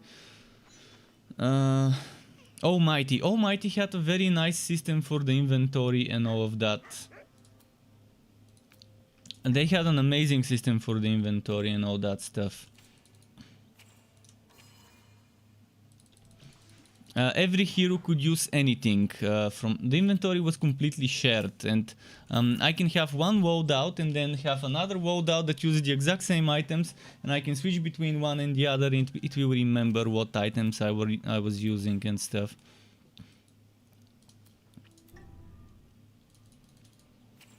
Okay, this takes so much time, and if you have to do this online, it's RIP from loading screens.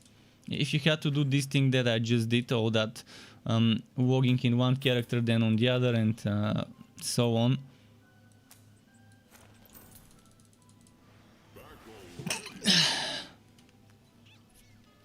Sorry, I couldn't hold that sneeze.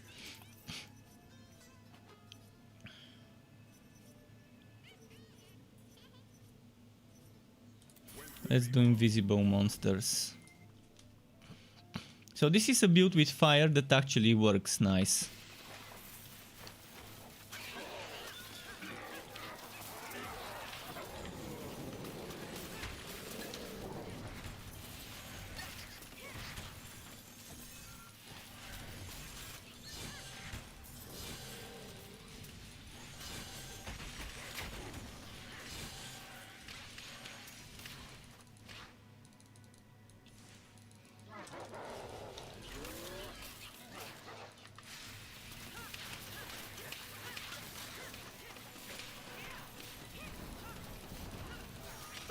You have to take damage with this build. You have to let them get your HP down to under 25% HP, which is the difficult part, to get your HP down to under 25%.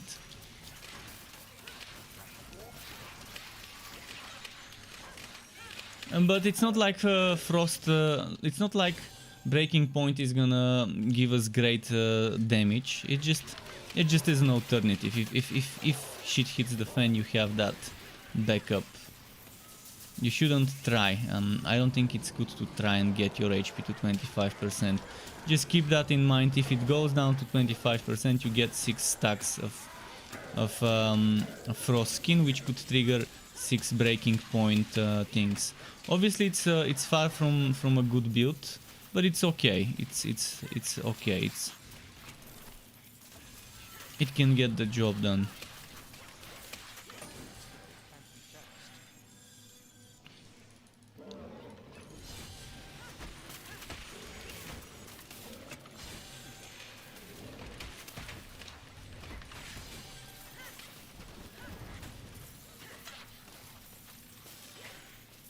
Wait, I'm missing broadside here.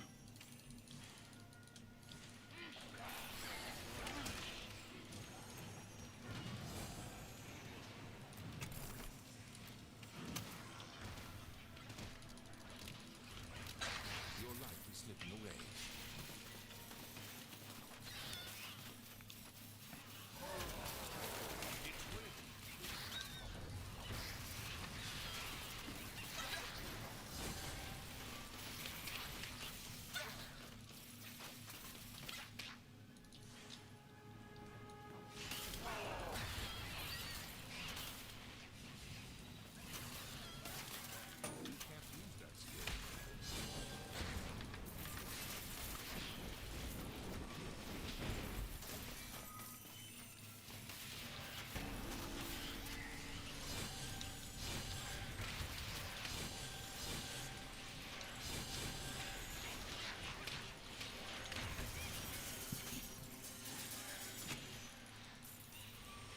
You can see with this one, eventually sometimes I can stack up a lot of those fire minions. I think I had 6 earlier.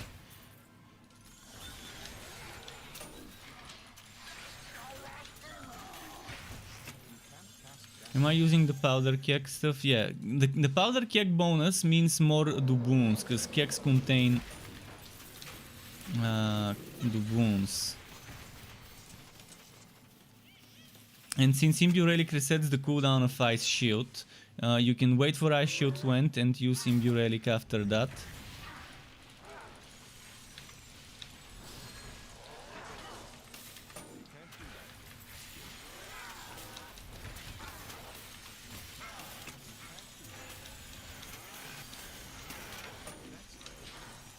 The only thing I need is to put Chance to Chill in the shield. Once I put Chance to Chill in the shield, I'm gonna probably have a ton of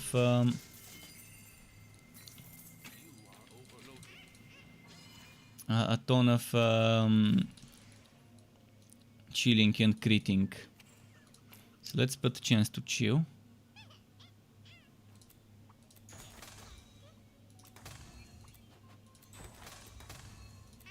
I never get the ones I want when I want them. Chance to Chill. Okay. 46%. And if you wanna go even further with the chilling, you can remove this and forget about this HP and damage and just get the chill passive.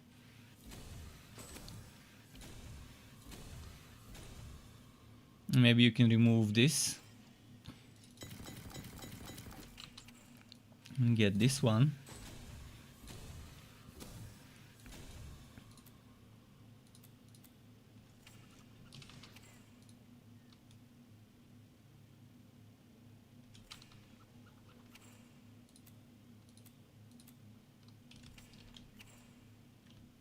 Let's say I get rid of the Winter Weave stuff.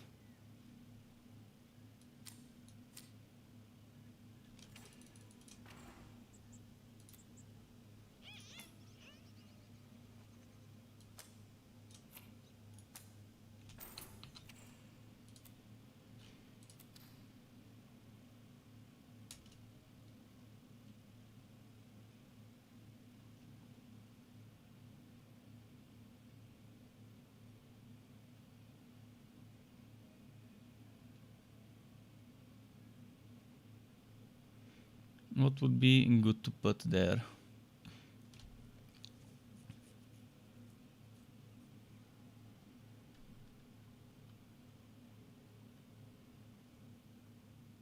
I could still get Winter Weave Cuirass for the wood bonus, or I can put something else.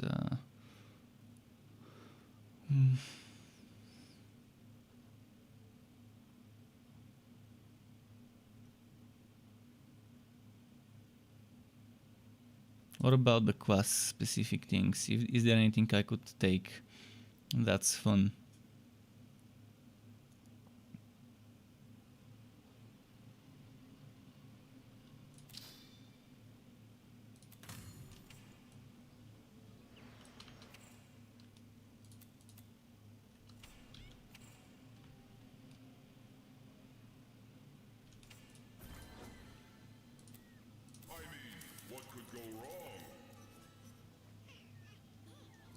Stormbringer Infamous. And what's the time? 11:50 right now.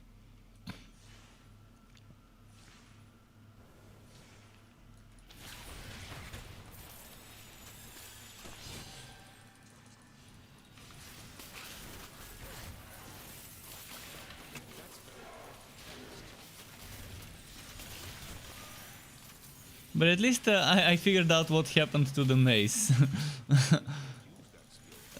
Silly, foolish mistakes, sometimes they happen.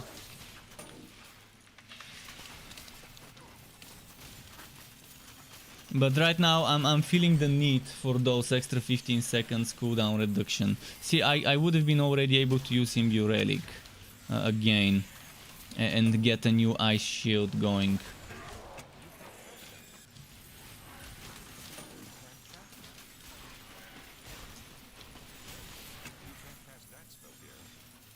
But yeah, I'm gonna spend some time later gambling again. maybe tomorrow morning or whatever. I still don't know if I'm gonna be making a video tomorrow.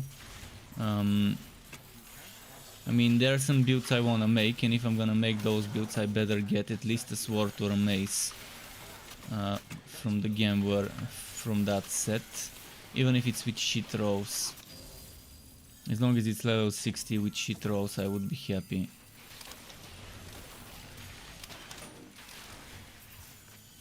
But yeah, this is the build of Fire and Ice.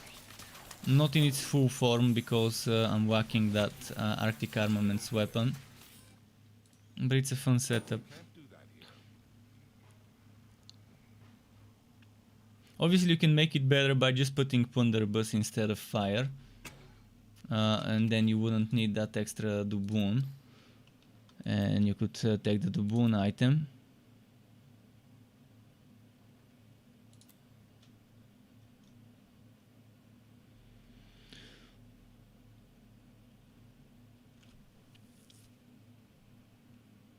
This one also works. No, this one also works.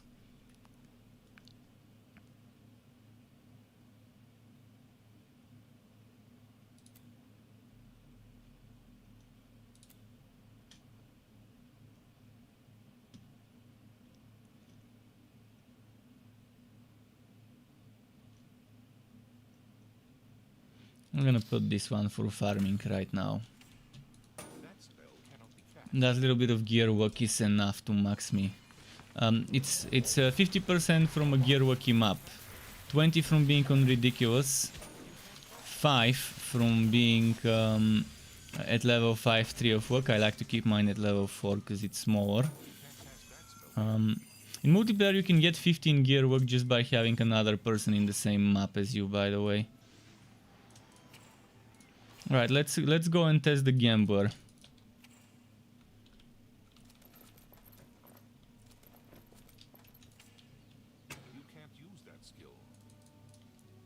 Gear for coin. Gear for coin.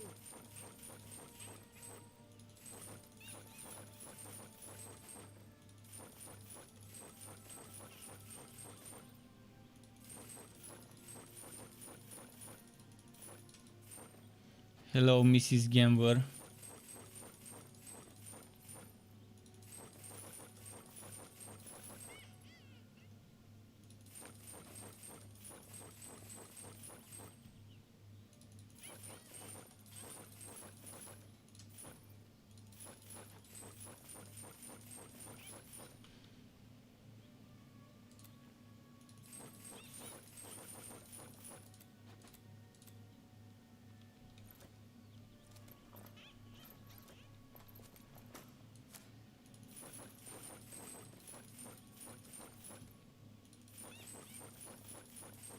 If only we had bigger bags and a button to sell the whole bag or something.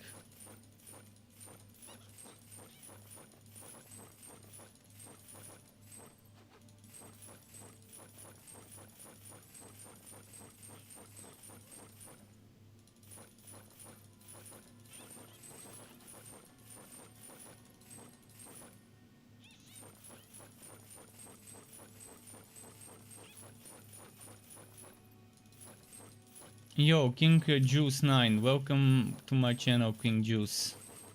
How are you? How long until we get the first legendary? And thank you very much for the follow. Welcome to the Struck Club to you. Hope you enjoy your stay here. So I wonder how many coins we need to waste before the Gambler drops a one-handed. With the two-handed you saw, the first 250,000 gave only one legendary, and then after that it gave some more, but it was in the last 150,000 where we got the most.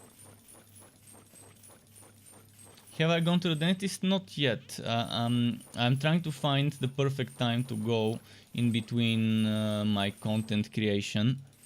So on the days when I'm editing and doing stuff, I can't. When I decide which days I would take off from content creation, that's the day where I would go. It's not like it's urgent.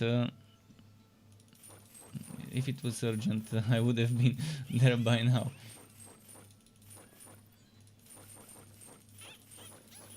And Nostrox is saying hi. Hi, Nostrox. Well, it's not gonna be just one day off. Obviously, it's not gonna be just one day, because it's gonna be a few days, because I've got a few things I need to fix. I've got two important things. One of them is one of my wisdom teeth has been growing instead of down, instead of this way, it's growing like that way. And I've been waiting for it to grow enough for it to be easy to take, to remove. It sucks. It sucks, but it needs to be done. It's the one on this side, on the right side, and the behind. And then there's another thing that my old dentist kept saying it's not that important, it's not that important, and then he did a very bad job at fixing it and only fixed it halfway, so the new dentist would have to properly fix it. And the other thing on some teeth here at the bottom.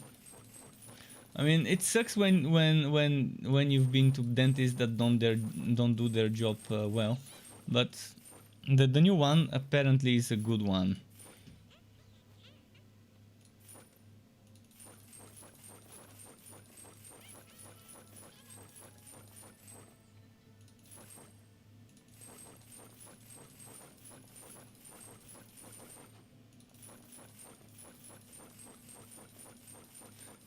And I'm fine, by the way. Earlier King Juice asked how I am. I am good. I'm trying to... I accidentally sold my weapon. I sold my weapon by accident today, and now I don't have a North Mace or a Glacier's Edge to use in my build, so I'm trying to get one.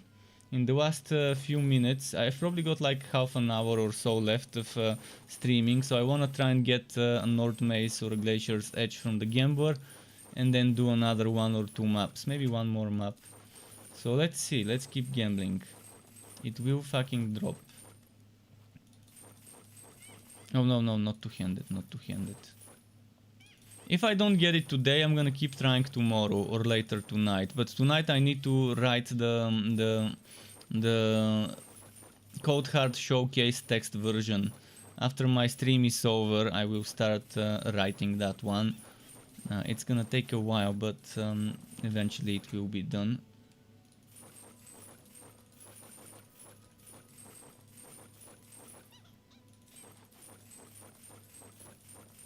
Frosty says this game's success. Well, there are a lot of things in the game that are terrible, but there are also a lot of good things about the game. It's that type of game that has a lot of redeeming qualities and a lot of terrible things that are dragging it down. The lack of end game is probably one of the worst things about it. There's only one end game thing to do, and that's pretty much it, and it gets very boring very quickly, and there isn't enough quality of life for the items, so once an item drops, that's it. The only thing you can do with an item is if it has a socket to keep putting something different in the socket. But that's it. For example, this crit chance versus goblins I can't change. This chance to bleed on this bone razor I can't change for something else if I don't want it. It kind of sucks that we can't change those, and the drop rates are not great in the first place to begin with. I mean, in games like Chaos Bane, at least the drop rates are so good that not having this much rerolling at least can be negated. But this game has much worse drop rates than Chaos Bane, and the same amount of shitty zero rerolling. One of the best things about the game is the build diversity. It has hundreds of builds you can make across class plus subclass plus legendarium plus equipped items. Hundreds of builds, which is pretty solid. Some builds would be pretty much like a slightly different variant of the same build, but they're still different builds because you're using different skills. But they could still feel very similar. But yeah, there's a nice amount of build diversity, and that's one of the best redeeming qualities of this game, the build diversity. But then there's the story, which is pretty much one of the most boring ARPG stories, and you do it 2-3 times, and then after that you don't want to see it anymore again, but you have to, because if you want to try a new subclass on the same class, you have to level up a new hero and go through the whole story again. Otherwise you can do the Fazir if you level up with maps. You still have to do the story to unlock the end game. You hate this game with a dying passion. Well, I won't blame. Destiny is a different game. It's like comparing apples to oranges. I mean, yeah, they're both games. Like apples and oranges are both fruit, but they're different. Like Destiny is a shooter-wooter. This one is a hack and slash isometric game. See, it makes sense to compare this to Diablo, to Path of Exile, to Torchlight 1 and 2, to Grim Dawn, to Titan Quest. Destiny 2 should be compared with Borderlands, Outriders, and games like Necromunda that came the other day, Necromunda Hired Gun. True that both games are shooter-wooter. Both games are wooters, but one is a shooter-wooter, the other one is a hack and slash RPG wooter, so it's a different thing. I personally like this game more than Torchlight 2. If Torchlight 2 had no mods, I would have preferred this one to Torchlight 2. Because of the itemization and skill system. Even though there is no quality of life, there are certain things about Torchlight 2 that that just seem a little bit outdated. But when you consider the modding in Torchlight 2, it can offer you much more. It can offer you so many different classes to play that have been made by the community. So endless build diversity. There are some mods and mod packs that pretty much give you like 70 different classes you can play in Torchlight 2, which is just amazing.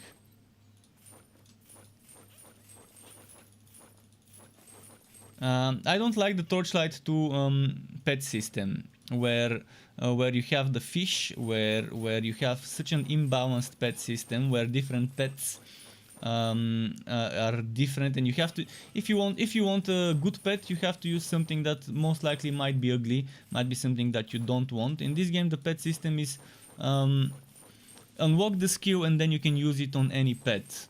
A lot of freedom. Pick the skin you want and put the skills you want. It's like an extra skill tree, mini skill tree, to go along with the pet. And I like this game's pet system a lot because of all the freedom. I don't have to put a fucking ugly pet or a pet that feels boring just because it's strong, just because it has some strong skills. The fish system was very overpowered. It feels fun and nice, but then when you think about it, it was something that made some of the pets super overpowered when they transform. And some of those transformations were really annoying to look at, to have, even though they were super strong. But the pet system here feels like an incomplete pet system. Feels like there's things missing. Like there was much more to be added to the pet system. I mean, more skills would have been nice, for sure. And they did add some more skills with not Dispatch, but the previous one before that.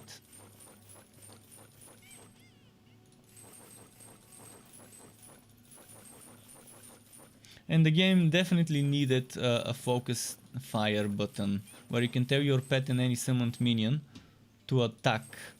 Now we have something similar with Black Spot. When you do Black Spot, whoever is cursed, your pets and minions, your minions would focus it, but not the pet. But we needed something like that doesn't require you to use a skill, but rather just press a button and the minions and pets move there. And if there's an enemy, they just attack it. They should have added something like that from the beginning. Man, what's this gambler? So far 250,000, only one legendary item. This is how bad the gambling drop rates are. Another thing they ruined. We had such good drop rates back in the day with the gambling, then they had to go ahead and nerf it. It's pretty useless. Okay, Glacier's Edge. Okay, I got the Glacier's Edge. It's the shitty rolled one. It's terribly rolled. I'm gonna keep trying. Because it started dropping. Maybe we can get a North Mace. In the worst case, I would have to use the Glacier's Edge with 4700 attack. It's, I mean, 3 out of 3 terrible rolls. Relic energy cost I don't need in most builds because I use Imbue Relic. Chance to swow I don't need. Crit chance versus swow I don't need. It couldn't give me a worse roll. But at least it's the item and at least it's level 60.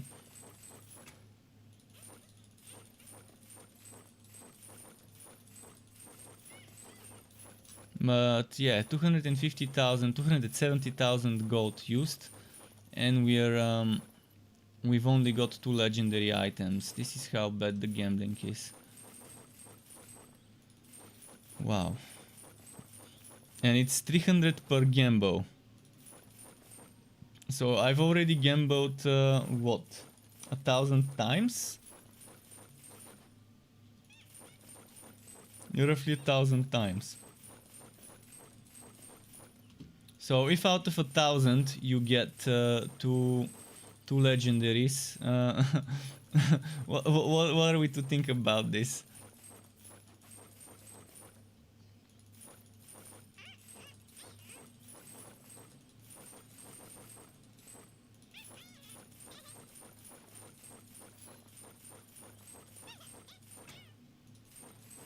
Oh, this is taking forever.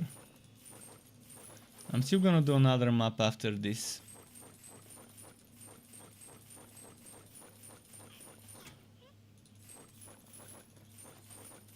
But yeah, if I were to do this, it would take so long.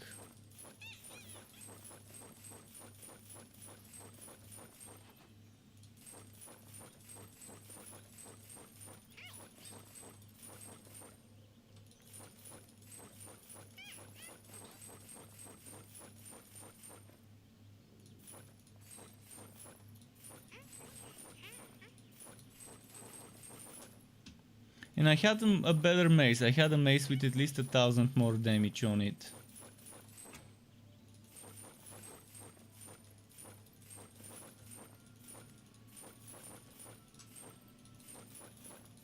Look at this.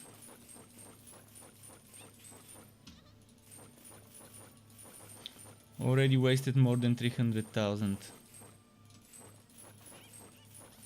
Getting close to 350,000 wasted.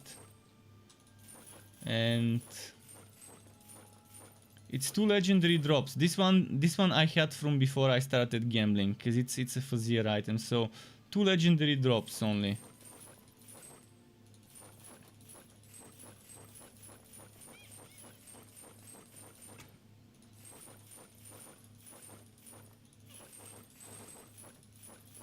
This would be very discouraging to a new player watching this and seeing how bad the gambling is. But as I mentioned, gambling is not the place to... It's not how you get items in the game. You're not supposed to get items from the gambler, at least for legendaries. It should be... They wanted it to be like a rare occurrence. They wanted the gambler to be where you get some starting blue gear. And the major source of legendaries would be wood and those gear bundles, those blue gear bundles. Just a moment, need to make some room.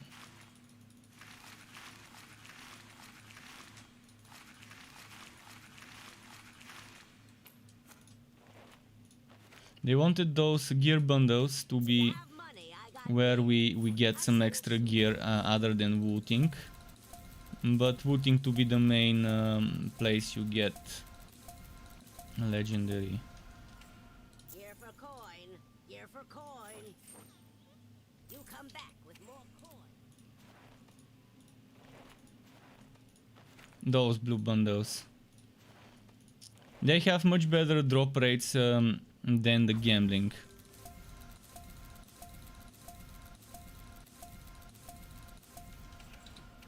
So probably in 20 you could probably in 20 blue bundles you might get one legendary.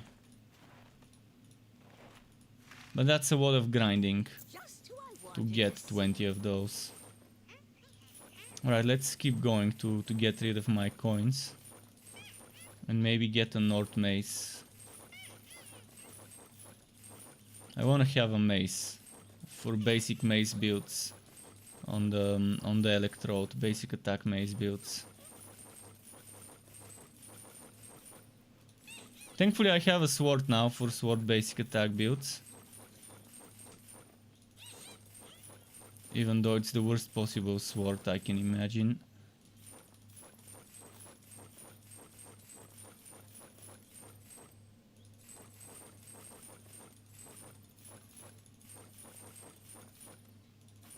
Come on.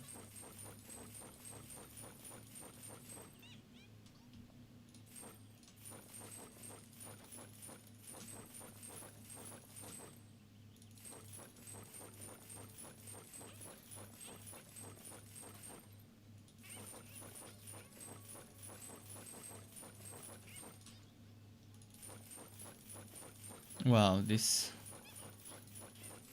almost 400,000 wasted, and it's still at two drops. It's probably gonna be like the two-handed weapons. In the last 100,000, it's gonna drop a bunch.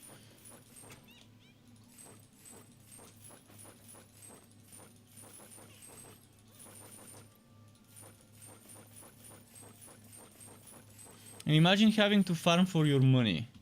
Having to farm for 2,000 purchases of one-handed weapons.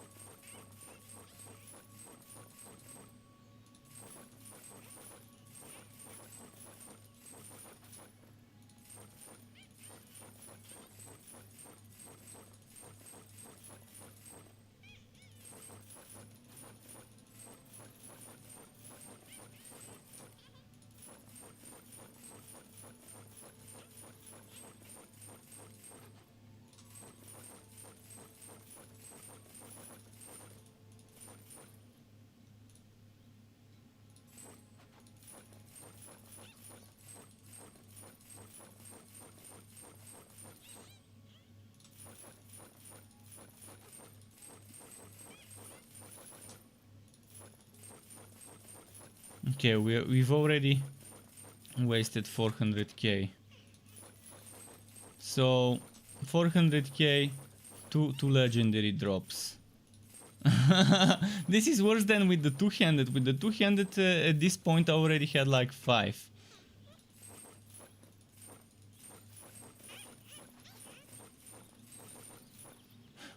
Okay.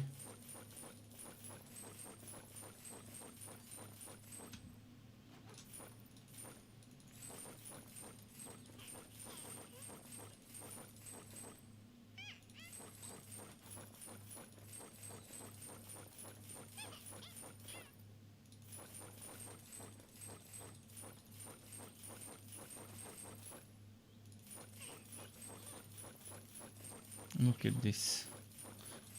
It's not gonna drop a third one. Oh wait, that sword I think was good. No, it wasn't.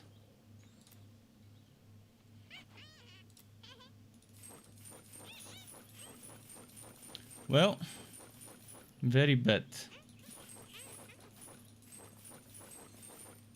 Getting close to 450. In fact, it's more than 450 if you consider the money I'm getting from selling the stuff back. So 450k and only 2 drops.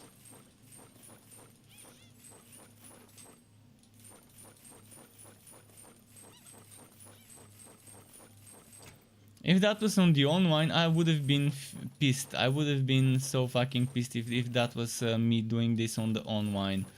Where I farmed every single penny myself. Cause this is just terrible. Maybe they silently nerfed the drop rates with the last patch.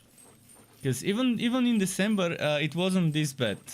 It wasn't this bad in December. Maybe they nerfed the drop rates for offline and online you can still get better drop rates for legendaries.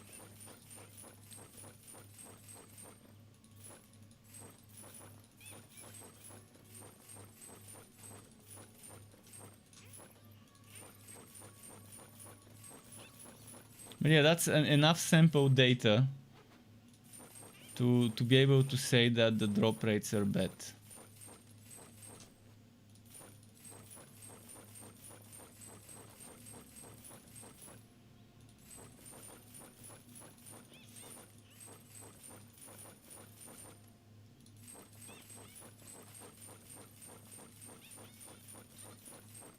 Okay, almost ready. Then I'm gonna do a map with that sword that we got.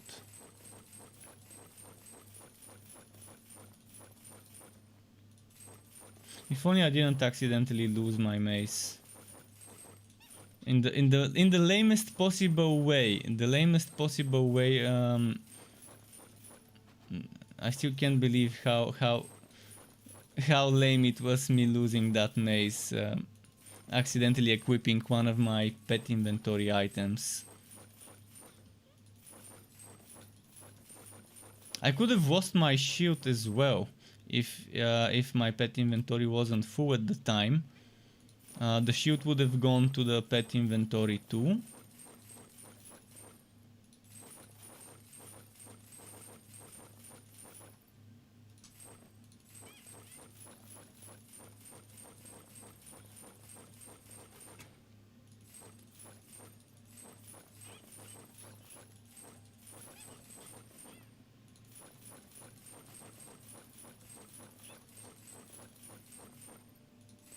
Yeah, we're not getting a third weapon, so 500,000 and more spent on gambling and only 2 legendary swords from the one-handed. Not a pistol, not a mace, just a couple of swords.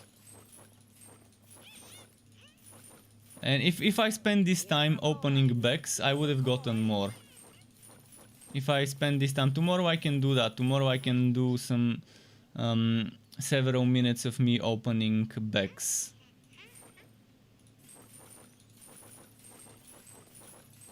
To see how it compares to this.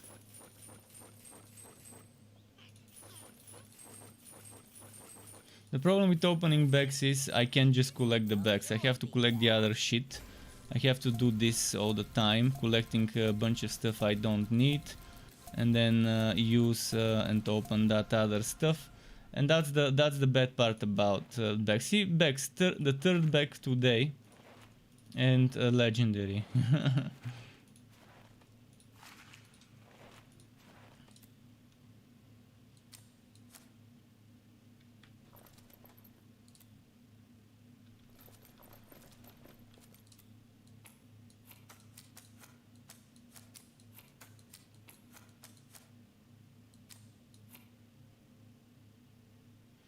Okay, let's equip this and let's put some of the other stuff in the warehouse and do a final map of the day with the fire and ice build.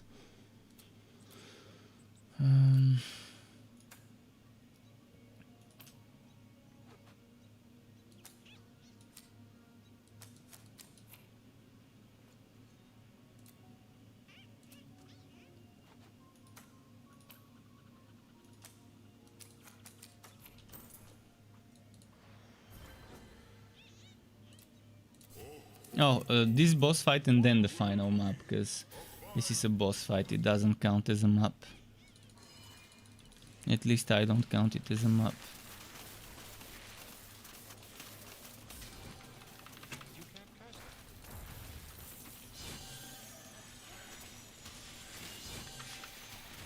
That spell's cast.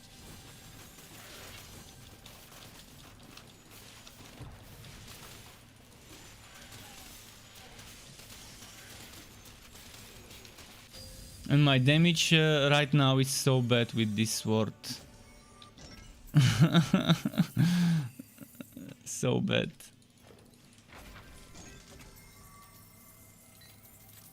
Okay, I'm gonna do a regular level 60 map because at least my damage there would be would be able to do something. Let's open. Not gold work though. Is there no gear work map? Gear work, that's the one I want.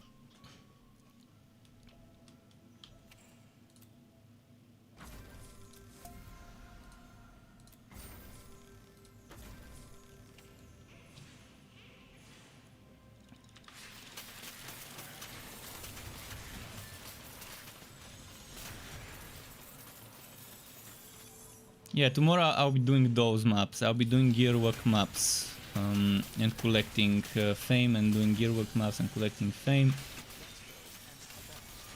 And opening blue bundles, and that would be the better way to farm, to try and get the missing item.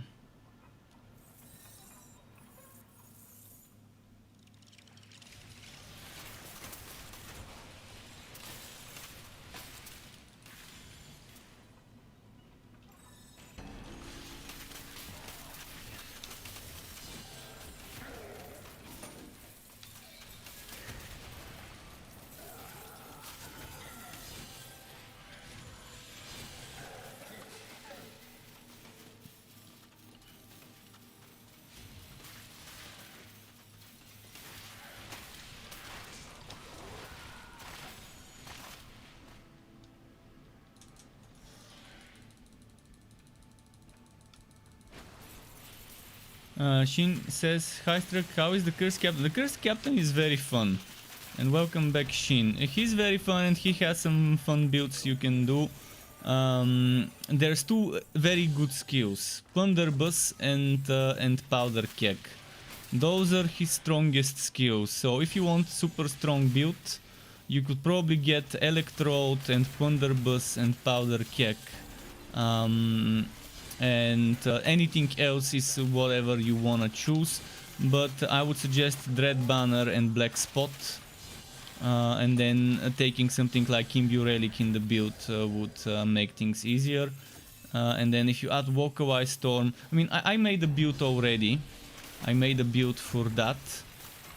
My Pirate Zapton. I've got a build on my website and on my channel for one such build. It's probably one of the strongest builds you can make on Cursed Captain. Whether it's stronger than a Bane Train, I don't think so. I don't think it will be stronger than a Bane Train, Miasmic Train kind of setup, but it's strong enough to do content as long as you have good leveled items, as long as your items are strong enough.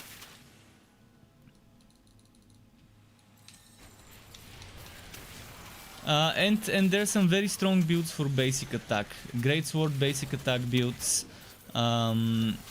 I've got that one on Flaming Destroyer that I'm using that can reach. If you min max it, you can get 200% weapon damage for your Greatsword basic attack when all buffs are active. Right now, I get it to 1400 with just one item with Greatsword basic attack damage. If I have a second item with Greatsword basic attack damage, I can get it to 1700 weapon damage. And if you get a Greatsword that has basic attack weapon, basic attack damage inside instead of flat damage in one of the affixes, it can get even stronger. And that's at level 60. That's excluding Fazir bonuses. With Fazir bonuses, things will get very crazy when those percent affixes grow.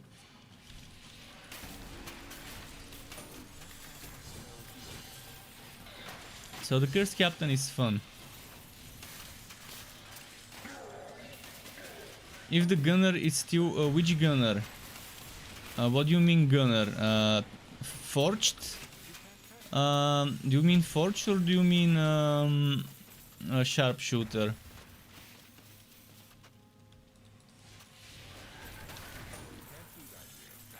There isn't a single build in the game that's not viable. It's just that some builds are faster than the others.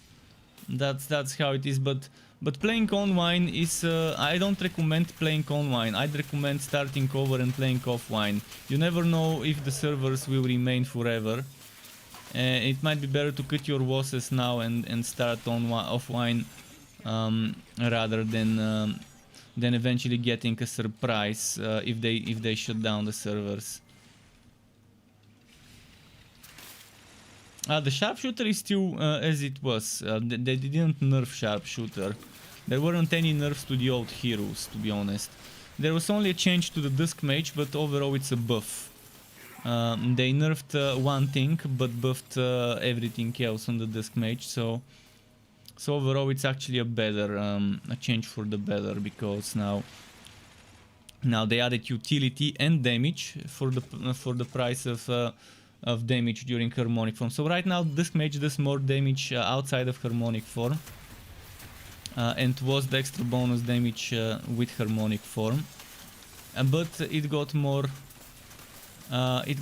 buff generation, light and dark buff bar generation. When one is filled, the other one generates quicker, which is pretty nice.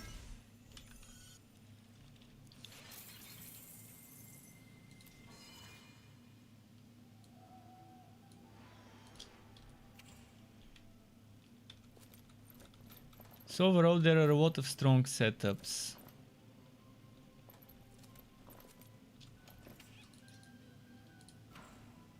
I can quickly try and show you. Okay, let's do one final map. I was planning on this to be my final map, but I'm gonna try and show you.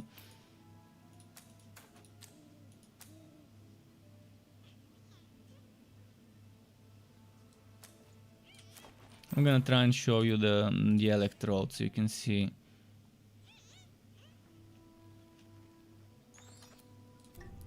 I'm not sure if that's the right electrode build. I think I've got the conjure electrode. Oh no, it's not the conjure electrode. That's great, because I made a conjure electrode version as well, but that one would be for a later time.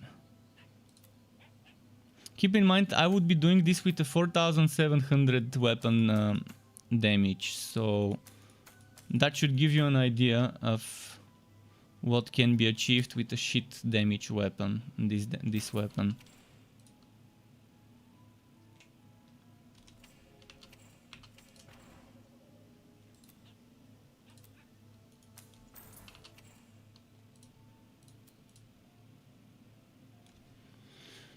What did I use here? I can't remember. Maybe this. And I'm gonna do a regular map. Just a regular. Can I get a gearwork map? Or is it just goldwork? Ah, it's goldwork. Okay, well it has to be a goldwork map.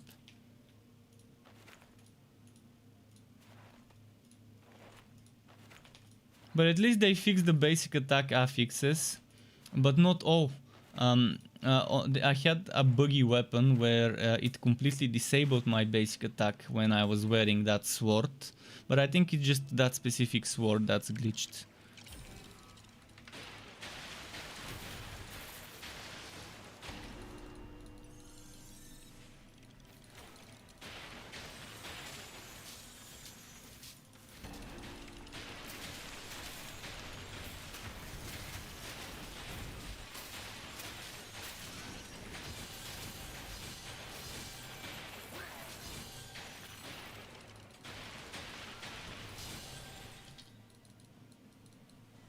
And you can see with a 4700 damage weapon on Ridiculous, he's doing serious damage. Not bad, to be honest.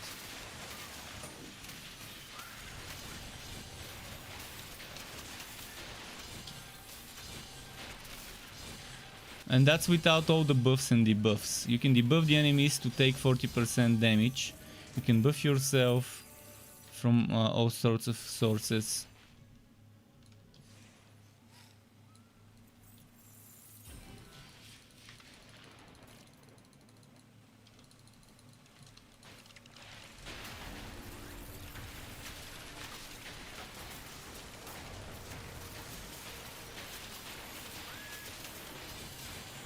And this is like playing an Absolver Disc Mage. Very similar. I can't pick this. Why can't I? Okay.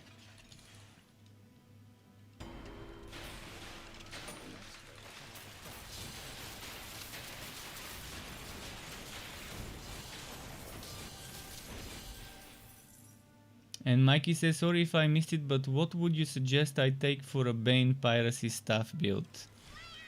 Bane Piracy Staff build? You wanna use basic attacks? Why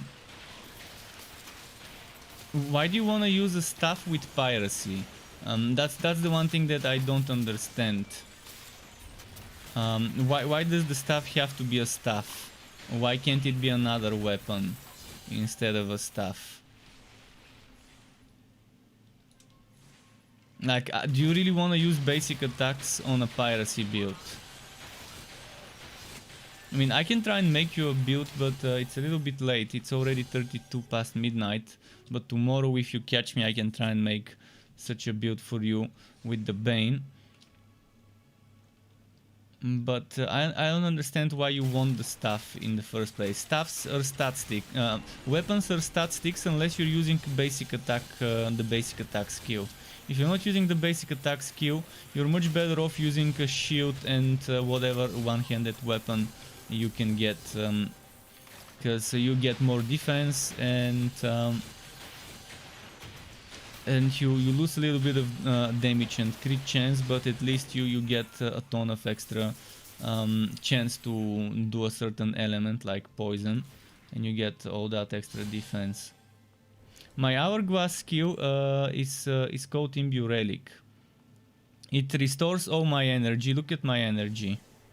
It restores that energy and resets cooldowns of skills.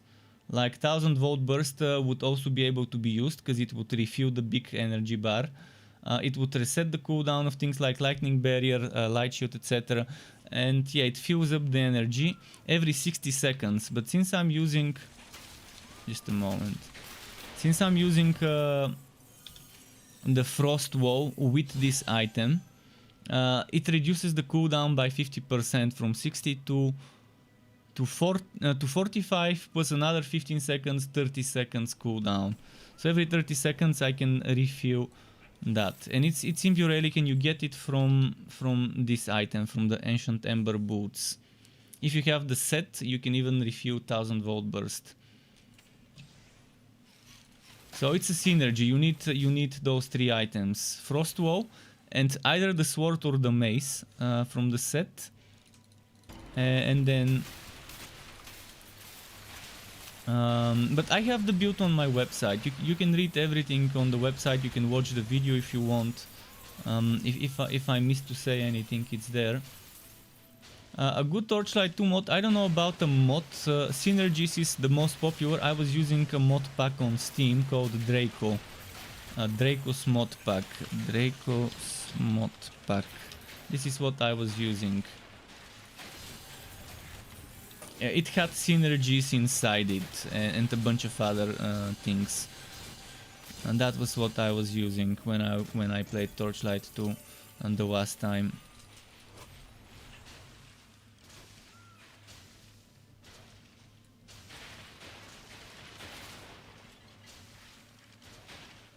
But yeah, Blunderbuss has just so much damage. 1600 weapon damage right now. Without even having too much Blunderbuss damage in my items, in my gear. I think I have one item with Blunderbuss out of 3.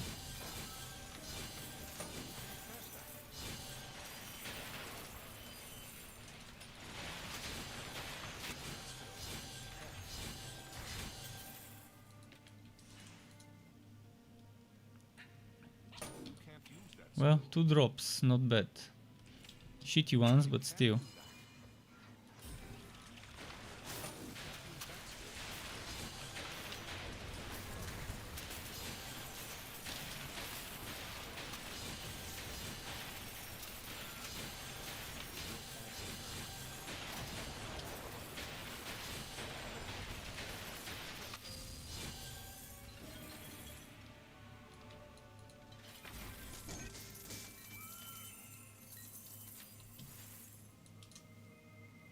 Okay, that's gonna be it for tonight. But yeah, tomorrow, if you tell me about that staff thing, the Bane Staffing Cup, you wanted to use the Bane Staffing Cup skill. The Bane Staffing Cup skill is shit. I never suggest using it. Yeah, you can still beat the game with a build like that, but it's gonna be painfully slow. Because first of all, those stuffs don't do much damage. Second of all, you're sacrificing a shield slot. And yes, true, the staff is the fastest attacking weapon, but the damage it does per second, it's not gonna work well unless you really stack bonus damage to staffs. But if you want a staff build with Bane, I'm gonna quickly show you the skills you might wanna take. I'm just gonna go here quickly and show you. Just a moment.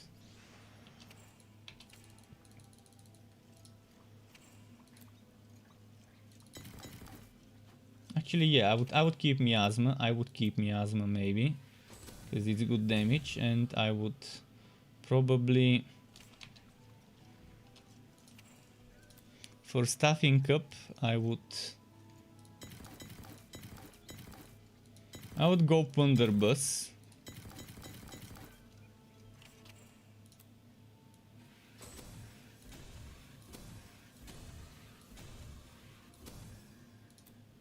And double cross if you're gonna be going for basic attack builds.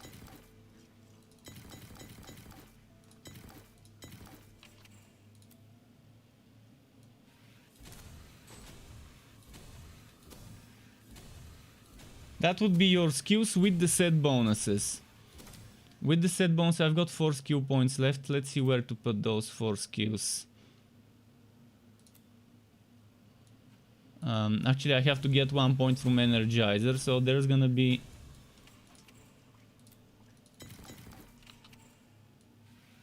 That's probably gonna be something you can do as a build for staffing up. And that means you have to put in the legendarium, you have to do... Your legendarium would need to look like this. You need to have Frostwow, Liu General, and Woods Beast Sandals. Either equip Woods Beast Sandals or equip Ancient Ember Boots. Wear one, swat the other. You want those 2 boots. One of them is for crit chance, the other one is for Imbue Relic.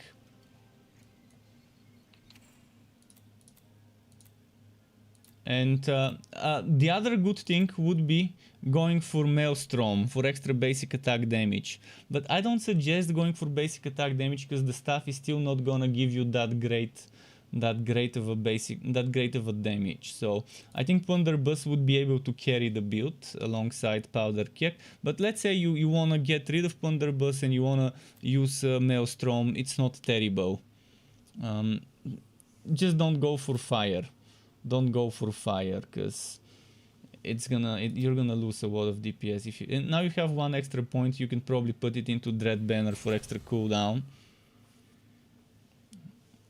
Because remember, you're gonna get extra 2 points from the set. So this would be level 9, this would be level 6. You can remove this if you want, but I mean, you need chance to poison, and this poisons.